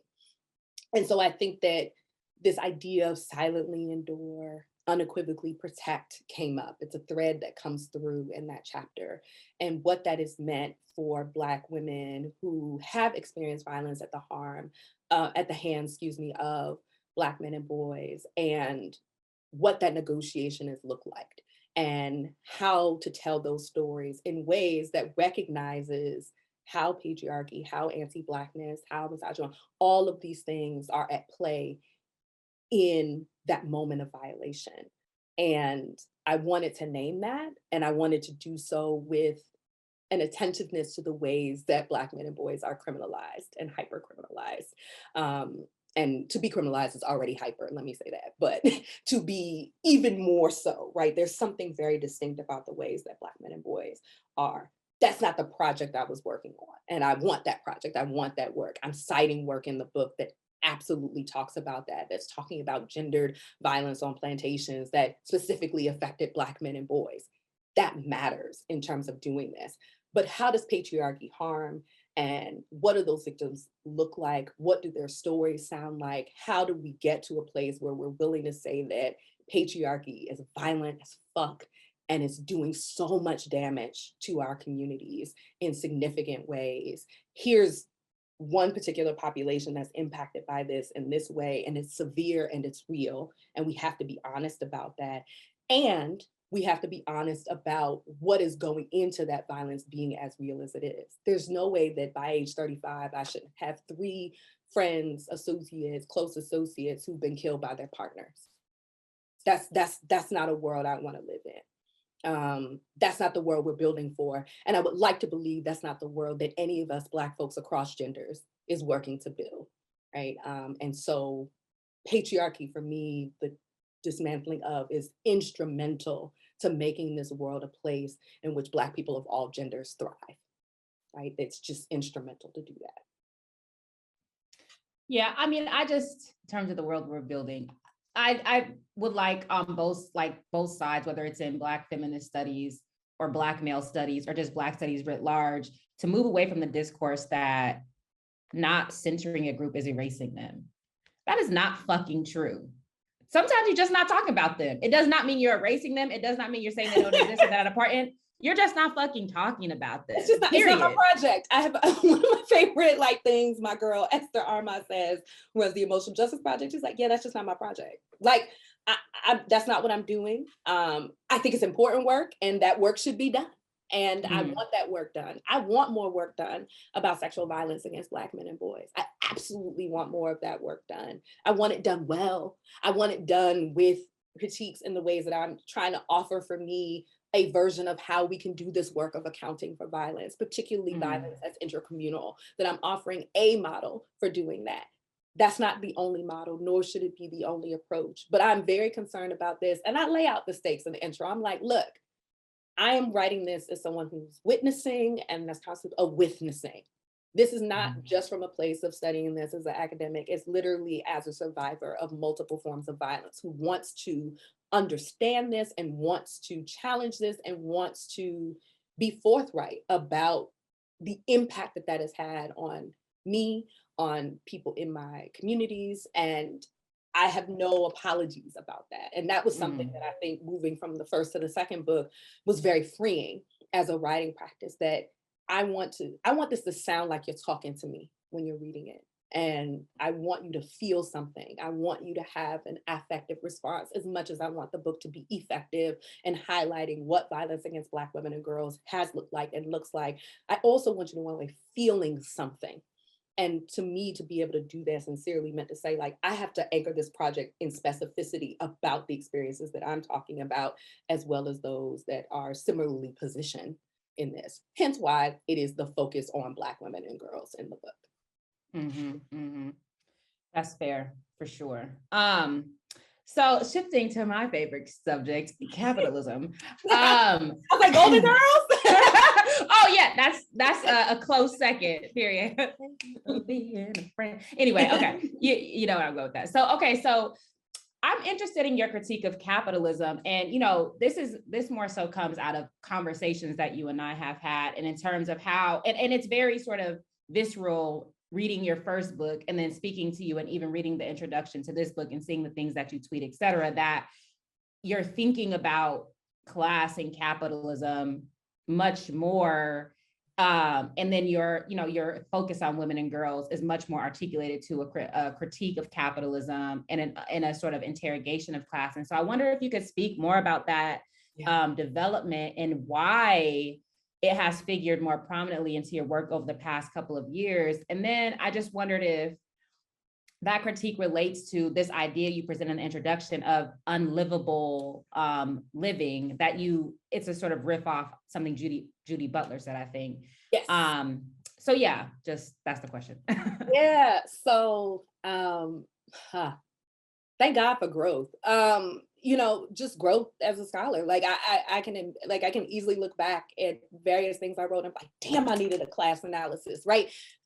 That's just real talk. Like, and reading more, being committed to the project of study, being committed to the project of Black study, has sharpened my thinking. Being in different kinds of intellectual communities has sharpened my thinking and deepened my commitment to that. So like going back to Combati, I'm like, oh, right, class is right there, right? Like in this naming, right? And thinking through other Black feminist scholars and artists and writers and organizers who aren't often on the syllabi that we have in terms of thinking through that. One of the projects that I've been thinking about for a long time was writing about all of the Black women who've run for president. And I was like, oh, that could be a really meh project, or it could be really interesting because so many of them are like Workers' Party, Communist Party. Like there's so many in terms of the range, which lets you know something about a whole kind of strain of Black women's organizing thought, etc., that's been left of Black, right? And thinking about that. And so that made me deepen as well in thinking about class. There was also no way to talk about the disproportionate ways in which poor Black women and girls are affected by violence and harm without having that kind of analysis. It just wouldn't have been possible to do. It would have been dishonest on one hand, and it would have been intellectually lacking on the other hand. So it required it. The work demanded that I start to think about this intently. And so the first book I dedicate to Relisha Rudd. My first book, Black girl who went missing in DC, was in the homeless shelter in DC that was like a few minutes away from where I grew up. And so it wasn't a homeless shelter at the time I grew up there, but it was like the triage hospital. It was DC General. It's where you went when you got shot. That's how I thought about it as a kid. And in 80s DC, that was quite often, right? Like some ridiculous 40,000 Black men were killed between 1988 and 1998 in DC. I mean, it's just an absurd number, 4,000, excuse me, not 40,000. And so it was a particular place. And in thinking about all of the things that lead to her disappearing, there was no way to do that justice without thinking about the significant role of capitalism and extraction and exploitation. I had to name that, and I had to think through that in order to make her story be as fully told as it should be, and to understand what contributed to that. And so that context of unlivable living, which is a riff off of Judith Butler, gender theorist, of thinking about queer and trans life, about what's unlivable and how to make life livable, is like, how do these conditions that are created by exploitation, extraction, the legacies of racial slavery, etc., contribute to a Black girl in DC going missing and like nobody notices, like, and only a very select few people even care that that's possible. And then how many other Black girls and women end up in that kind of conversation. And without a critique of capitalism, I can't do that sufficiently.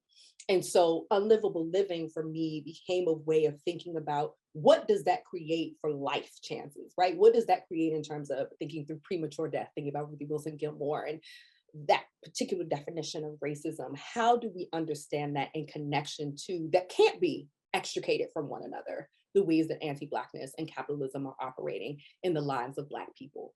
And so that class analysis allowed for me to see harm in a very different way, that it wasn't just in thinking about these spectacular moments, but the ways that we predispose Black people to premature death through extraction and exploitation, and through thinking through the particular ways that Black people have always existed on that. So then I went back to Black women's historians, early modern historians, thinking of Jennifer Morgan, Jessica Marie Johnson, Dinah Berry, thinking about people who were naming capitalism in various ways, for various reasons, to talk about the particular experiences of Black women and girls under slavery, right? And throughout the transatlantic slave trade, which really gave me another kind of language, in addition to everything else I began reading about racial capitalism, capitalism more broadly, communism, socialism, thinking about all of these different systems, and then being able to say, you know what?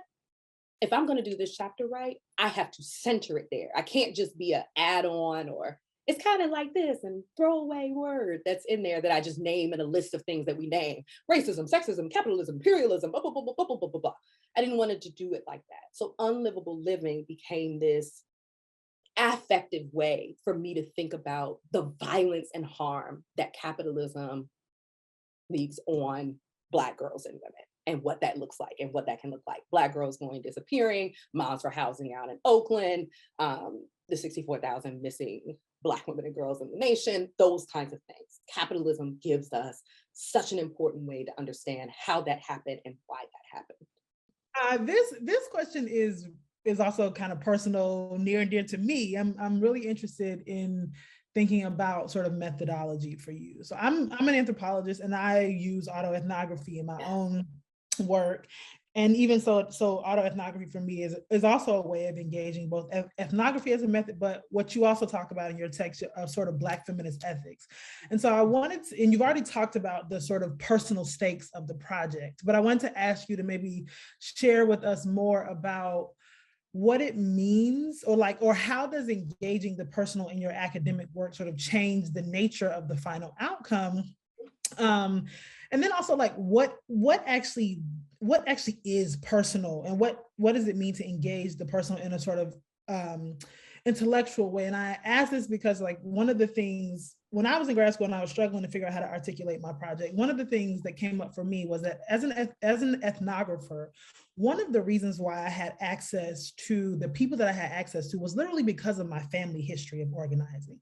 And so if I was going to be honest about methodology, there were certain things about my methodology that were not replicable for other people, because it just happened for me. Like, literally gaining access to certain spaces was because people were like, maybe we can actually trust you to be here, and where we might not in others. So I wanted you to maybe help us think about how the personal can enhance the work, and then maybe what are even some of the limitations of engaging the sort of personal in intellectual academic work.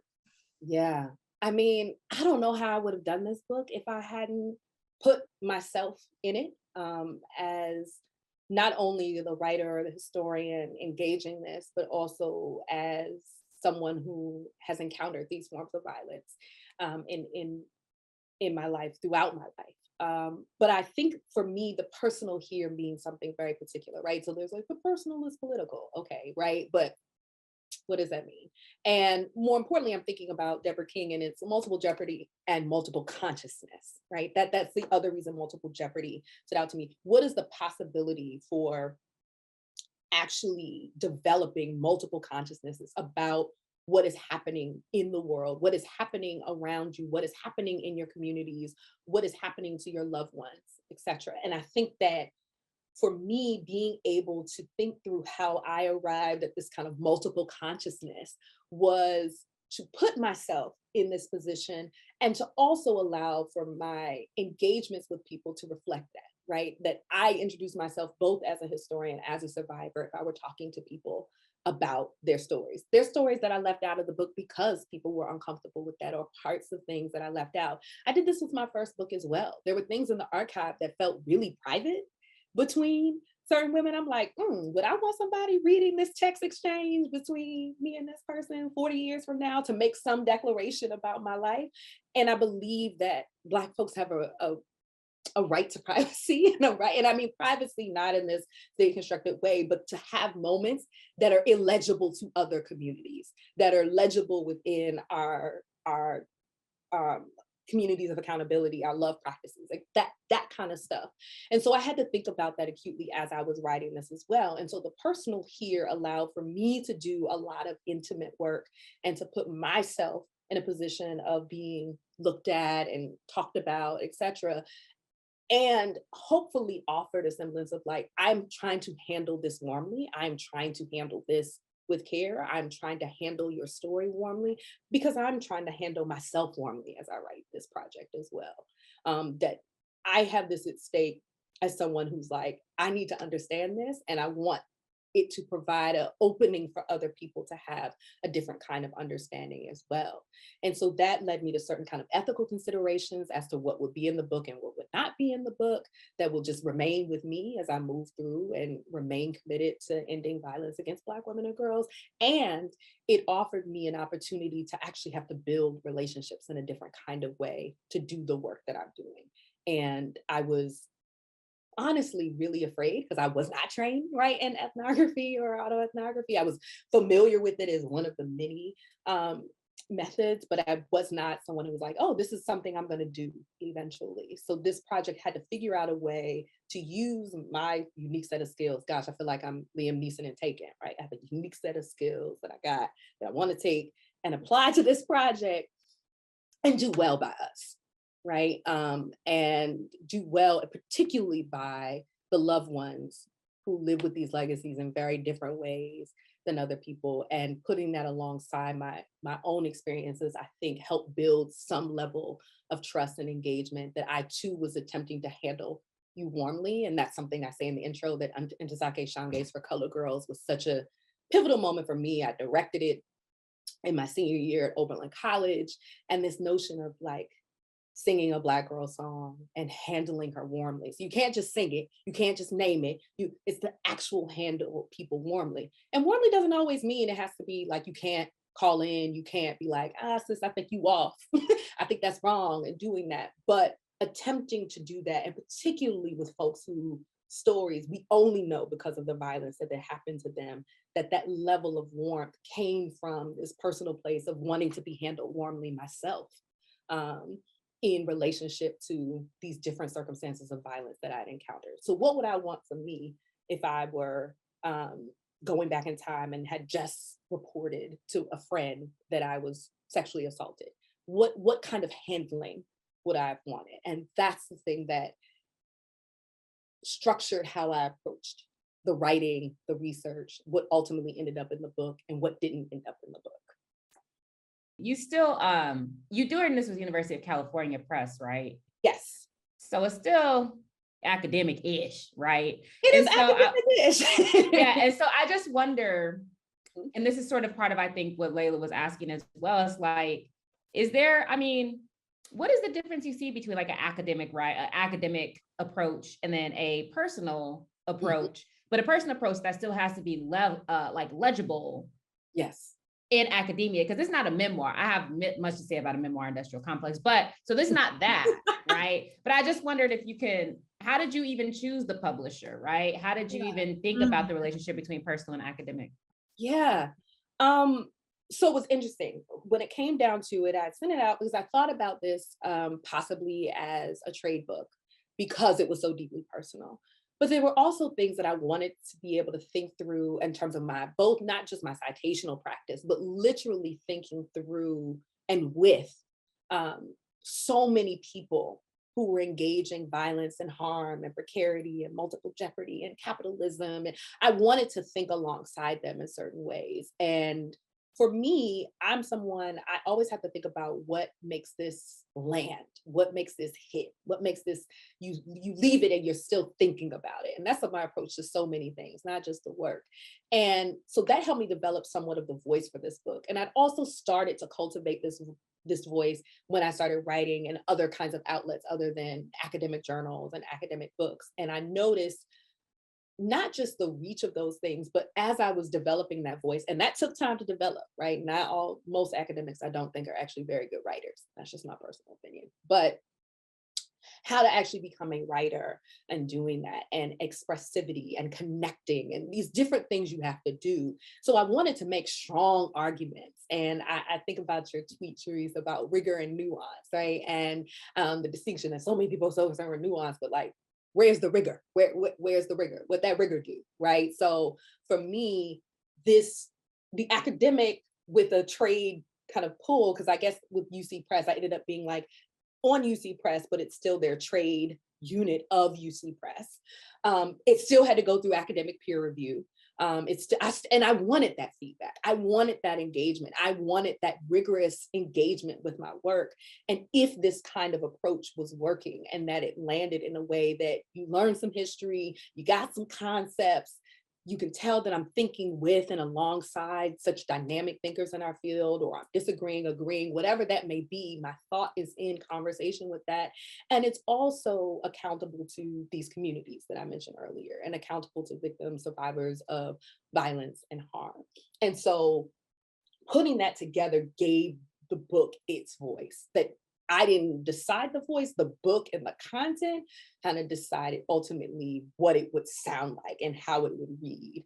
And the reviewers actually asked for more personal, which was kind of interesting, that first round. And I was a little more hesitant about that. I was like, I already done gave y'all enough of me and I don't want to give any more.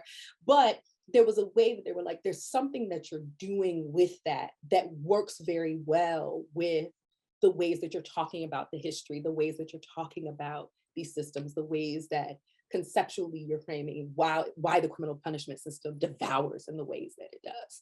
And so having that personal in there lands. And I'm a dancer first before any other kind of expressive form. I danced through this book. So I needed to find what it felt like at these different moments. What did it feel like in my body? Then I'm theater. Then I'm a writer. So it's like writing is like the third place I go to when I need to express something. And so finding the rhythm, the choreography, the emotion, the thing that you feel after you've watched a beautiful, or at least when I watched a beautiful piece of choreography, is what I wanted someone to feel after they read that chapter and they read the book. And so that played a large role in this dynamic between the personal and also like I love reading folks. That's how my shit got better or more attentive to certain things. I believe my shit got better, but how I became more attentive to things is because I'm in deep study and in deep conversation with other thinkers, artists, creative, whatever their titles are. If you're thinking in really cool ways, I'm interested and I want to be able to think with you. And that to me lent itself to an academic publisher, but with a different kind of twist. And also UC Press wasn't late to the game in publishing work that's thinking through a lot of the concepts that are in here. I didn't want to go to a press that was newly interested in Black folks and newly interested in progressive and or radical or, these different, I didn't want anybody who was new to this. I wanted people who already had an investment in this kind of work. And so UC Press ended up being a really good fit for that. it struck me thinking about the personal, because one of the things that I remember as a very visceral like distinction between my experience at an HBCU in undergrad and then going to an elite white institution for graduate school is just like what the classroom was like and how much more like, and not to say that this was right, but I distinctly remember students like in undergrad and reading text and like getting ready to fight because of their, and when I say that, I don't mean it in a bad way. I actually mean like their own investment in like what the subject matter was, and that there was clearly this rejection of this sort of intellectualized distancing and objectivity that certain people have, and that there was a respect, I think, in that classroom setting for the fact that this is like real life, everyday shit, that when we read about it, we, one, are having maybe flashbacks where, you know, we're going to these moments and that it's like, it's real. And so like, we're having an intellectual debate, dialogue, discussion, but we're also talking about real life or death shit and in our lives. And that's one of the things that like when I went to grad school, I really struggled with, because I was just like, you people don't give a fuck about this shit. And I don't really want to talk to you about this shit because you don't care. Like, you're not actually pushing my thinking because you don't actually have a real investment in this. And so like, for me, even thinking about the personal is even that, right? And even when you say to hold us warmly, partially to hold us warmly is that, just to take the seriousness seriously, right? As opposed to it just being this kind of, and it is, and of course, an intellectual exercise, but it's not only an intellectual exercise. Right. And performance of mastery. That's what the whites, that's graduate school, the performance. Exactly. I can know Foucault. It's like, first of all, you don't understand no goddamn Derrida. None of us do. Shut up. And secondly, it's all just performance, because it's like, well, I'm reading this objectively. Get your ass out of here. So exactly. I mean, one of the things I'll say just as an instructor now, right, on the other side of it, right, we're on the other side of this and training grad students. I'm like, what we're not going to do is this. Right? I ask my grad students, keep a running list of the questions by hand, like, why are you here? What are your commitments? Who are you holding your work accountable to? Right? These are the kinds of questions that I want you to walk into a graduate classroom with, right? I don't need you to perform, because the thing is, as an instructor, like, yeah, I've read all these people you're talking about. You're right. Like, I don't need you to tell me this. I need you to engage it. Like, is this useful for you? Is this generative for you? Does this make you think? Does this make your political commitment sharper? Does it change your political commitments? Like, these are the things I want you to be thinking about in a classroom. Those are the things that I continue to think about. I continue to read, and I'm excited to read again after you're writing a book, like to read other stuff outside of the things that you're reading for that project, of just like, what are people saying? What are people engaging? What are the questions that are popping up? How do those connect to the questions that I have? How do those challenge the questions that I have? I am consistently open to being challenged. And I think that that's something that a performance of mastery doesn't allow you to do, to be challenged and to refine those commitments. And so my commitments are stronger, but still allow for shifts. They allow for learning something or getting new information and being better at what I do, and to never forget those stakes. Like, I don't ever want to forget the stakes of the project that I can. It's literally why there's a section of the book like are talking about the stakes. I was like, let me make this clear to y'all. This is what I care about. This is why I care about it. Here's how I'm going to show you why you maybe should care about this too. And then let me end this by saying that, and as this is happening, shit is happening, right? The epilogue to the book is a love letter to Micaiah Bryant. Right? So that happened the day that Derek Chauvin was convicted of the charges in killing George Floyd and murdering George Floyd. And I'm getting that, and literally I get a text from my folks in Columbus, like, somebody's been shot by police in Columbus. And then it comes out that it's, right, a 16-year-old Black girl. And I was like, the book was done. The book was done. And I was like, I need to write through this. I need to engage this. The stakes of this hit home because she went to the hospital a few minutes away from where I live. She's a Black girl I might have encountered in Columbus at some point, right? Just about the ways that I moved through the city. So it required something different. So those stakes changed when that happened too. And so being responsive to that, like, it is life or death. And the study of Black people is life or death. And I take that very seriously. I take that charge very seriously. And that means listening and being willing to be pushed and being willing to be challenged, and also being willing to be generous with the things that I've learned so that we can get better and we can sharpen each other, right? There's something really dynamic about the possibility of being in space with Black folks learning about Black folks and Black life. And that thrills me, even though I primarily teach young white women, right? I'm in women's gender and sexuality studies. So it is rare that I have those moments. But when I do, hence creating a space like Black Feminist Night School, to just be able to engage, to have something outside of the academy, to be able to have real conversations and real questions and real pushes that I won't get in a classroom because everybody's trying to perform that they know something, as opposed to engaging ideas and being attentive to that and seeing, where does that get us? Does this idea get us somewhere? Does it get us towards liberation? Does it get us towards something new? Does it get us away from the ways that so many people are harmed and violated by these death dealing systems? If not, maybe it's not so useful. Maybe it's not so interesting. Absolutely. Well, I think there's so much more we could talk about. So much more, yes. But I do want to say thank you. I'm personally am looking forward to digging into the entire text, even as difficult as it is to read about violence and death. But I'm definitely looking forward to seeing the project in its entirety. And we thank you for your time today. And we're excited and hope to have you back at some point. Yes, thank Absolutely. you. Thank you. Y'all are awesome. Please keep doing this amazing work with the fierce lip. I'm sorry. I'm still a bird wave. I'm like, good lipstick, yes. It was a different color before. Sharice advised me to change it to a different color. Yes, it works. It works with a nice balance on my screen between the two of you. So it's fantastic to do work with just dope ass Black folk, like always. It is always fantastic. And to think, and thank you for pushing me, and thank you both for your work that I want to say here, like absolutely pushed me. And I was thinking about, and I read in a sense of not just reading from books, but just read in terms of engagement with the work that you all are doing. And I'm very thankful for it in terms of its pushing of my own thinking. And consequently, anybody that I'm engaging gets pushed by extension by that, right? So thank you. Thank you so much.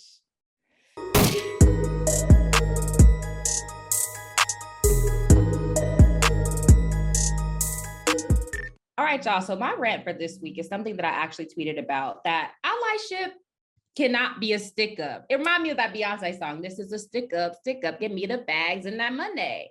And that's how some of y'all be treating these white folks. And I get it, right? I get it. I think that there is a sort of financial stake that white folks have to have in any of their sort of decolonial, their anti-racist work. I get that. But it can't just be that. Anytime the white folks ask sort of how can they help, what is it that they can do, dropping your Cash App link, dropping your Venmo link is not the work. Number one, that is not redistributive. There's something to be said about mutual aid, but we can't forget the mutual in mutual aid, number one. And number two, it can't just be like run us this dough. There has to be more. For instance, white folk need to organize their own people. They can give money to organizations whose work they support, right? They can do particular time. So for organizations like my own, Black Alliance for Peace, we have a solidarity network where they can join the solidarity network and do other types of stuff. They can volunteer to do the website for a particular organization. But I think organizing amongst their own people and political education amongst their own people is particularly important. And now, of course, I'm not speaking about reparations here. I'm not speaking about land back here. That is absolutely like an all or nothing. It's like, that is a run us this dough or run us this land type of situation. But when it comes to sort of interpersonal relationships, when it comes to allyship, it can't just be people putting money in your Cash App or Venmo. I don't think that that's solidaristic. I don't think that builds comradeship. And it's just kind of like a shakedown. And if that's what, and perhaps there is room for that in organizing, but just say that, like, don't reduce the sort of the necessity or the practice of allyship to that. That's raggedy, y'all. Stop doing that shit.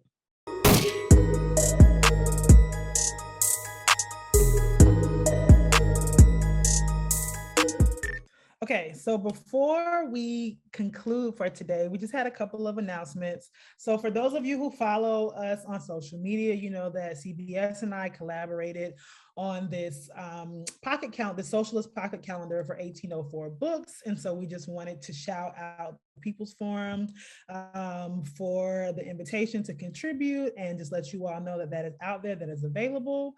I also wanted to send a reminder to the audience that this Saturday is my birthday. Hey, oh girl, it's your birthday. It's my best friend's birthday. One of the ways that I will be celebrating my birthday this year is the Summit for Socialist Democracy. And so you all can go to my Twitter, my Instagram, the PanAfricFem_PhD for the link. It's free, it's open to the public.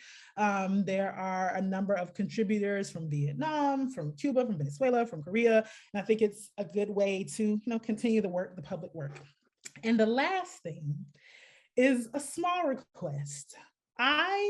One of the things that I wanted to do, so I don't know if you all have not seen me in person, I have a tattoo of my mother on my right arm, and I have a quote from one of her favorite books. And one of the things that I decided on my arm was that I wanted the tattoos on my arm to be dedicated to the memory of my mother. And so I wanted to get a tattoo of one of my favorite plants and one of my mom's favorite flowers. So the Monstera, and hers is an azalea. If any of you all out there are artists, and if you want to draw up a sketch for me, I'm happy to compensate you for your work. I'm not asking for this for free, but I just wanted to make an appeal. If anybody out there is an artist and is willing to draw up a sketch for me for my birthday, I would appreciate it. That's my. I better not charge my best friend on her birthday. You better run her that goddamn sketch. And also in the chat on Friday when this drops, show some love. Y'all know I'm big on birthdays. My birthday is a whole to do, but it's my best friend's birthday, so let's get it, okay? So yes, I'm so excited, as you know, and we're not going to be together on her actual birthday, but we will be celebrating early next year. So happy birthday. Unfortunately, at the moment, I am currently illegally in Germany at the moment, so I can't travel. No, I'm not. I have been waiting for my work visa to physically get here so that I can actually travel outside of the border. But yeah, it's interesting to think about, the actual lives of people who are truly undocumented and the precarity that comes with that. All right, y'all. So that is our show for this evening. You could have been anywhere in the world, but you are here with us. So thanks for tuning in. I'm Dr. Brown here with my girl CBS, and thanks as always to Two Black in the Back. And we are signing off. Peace.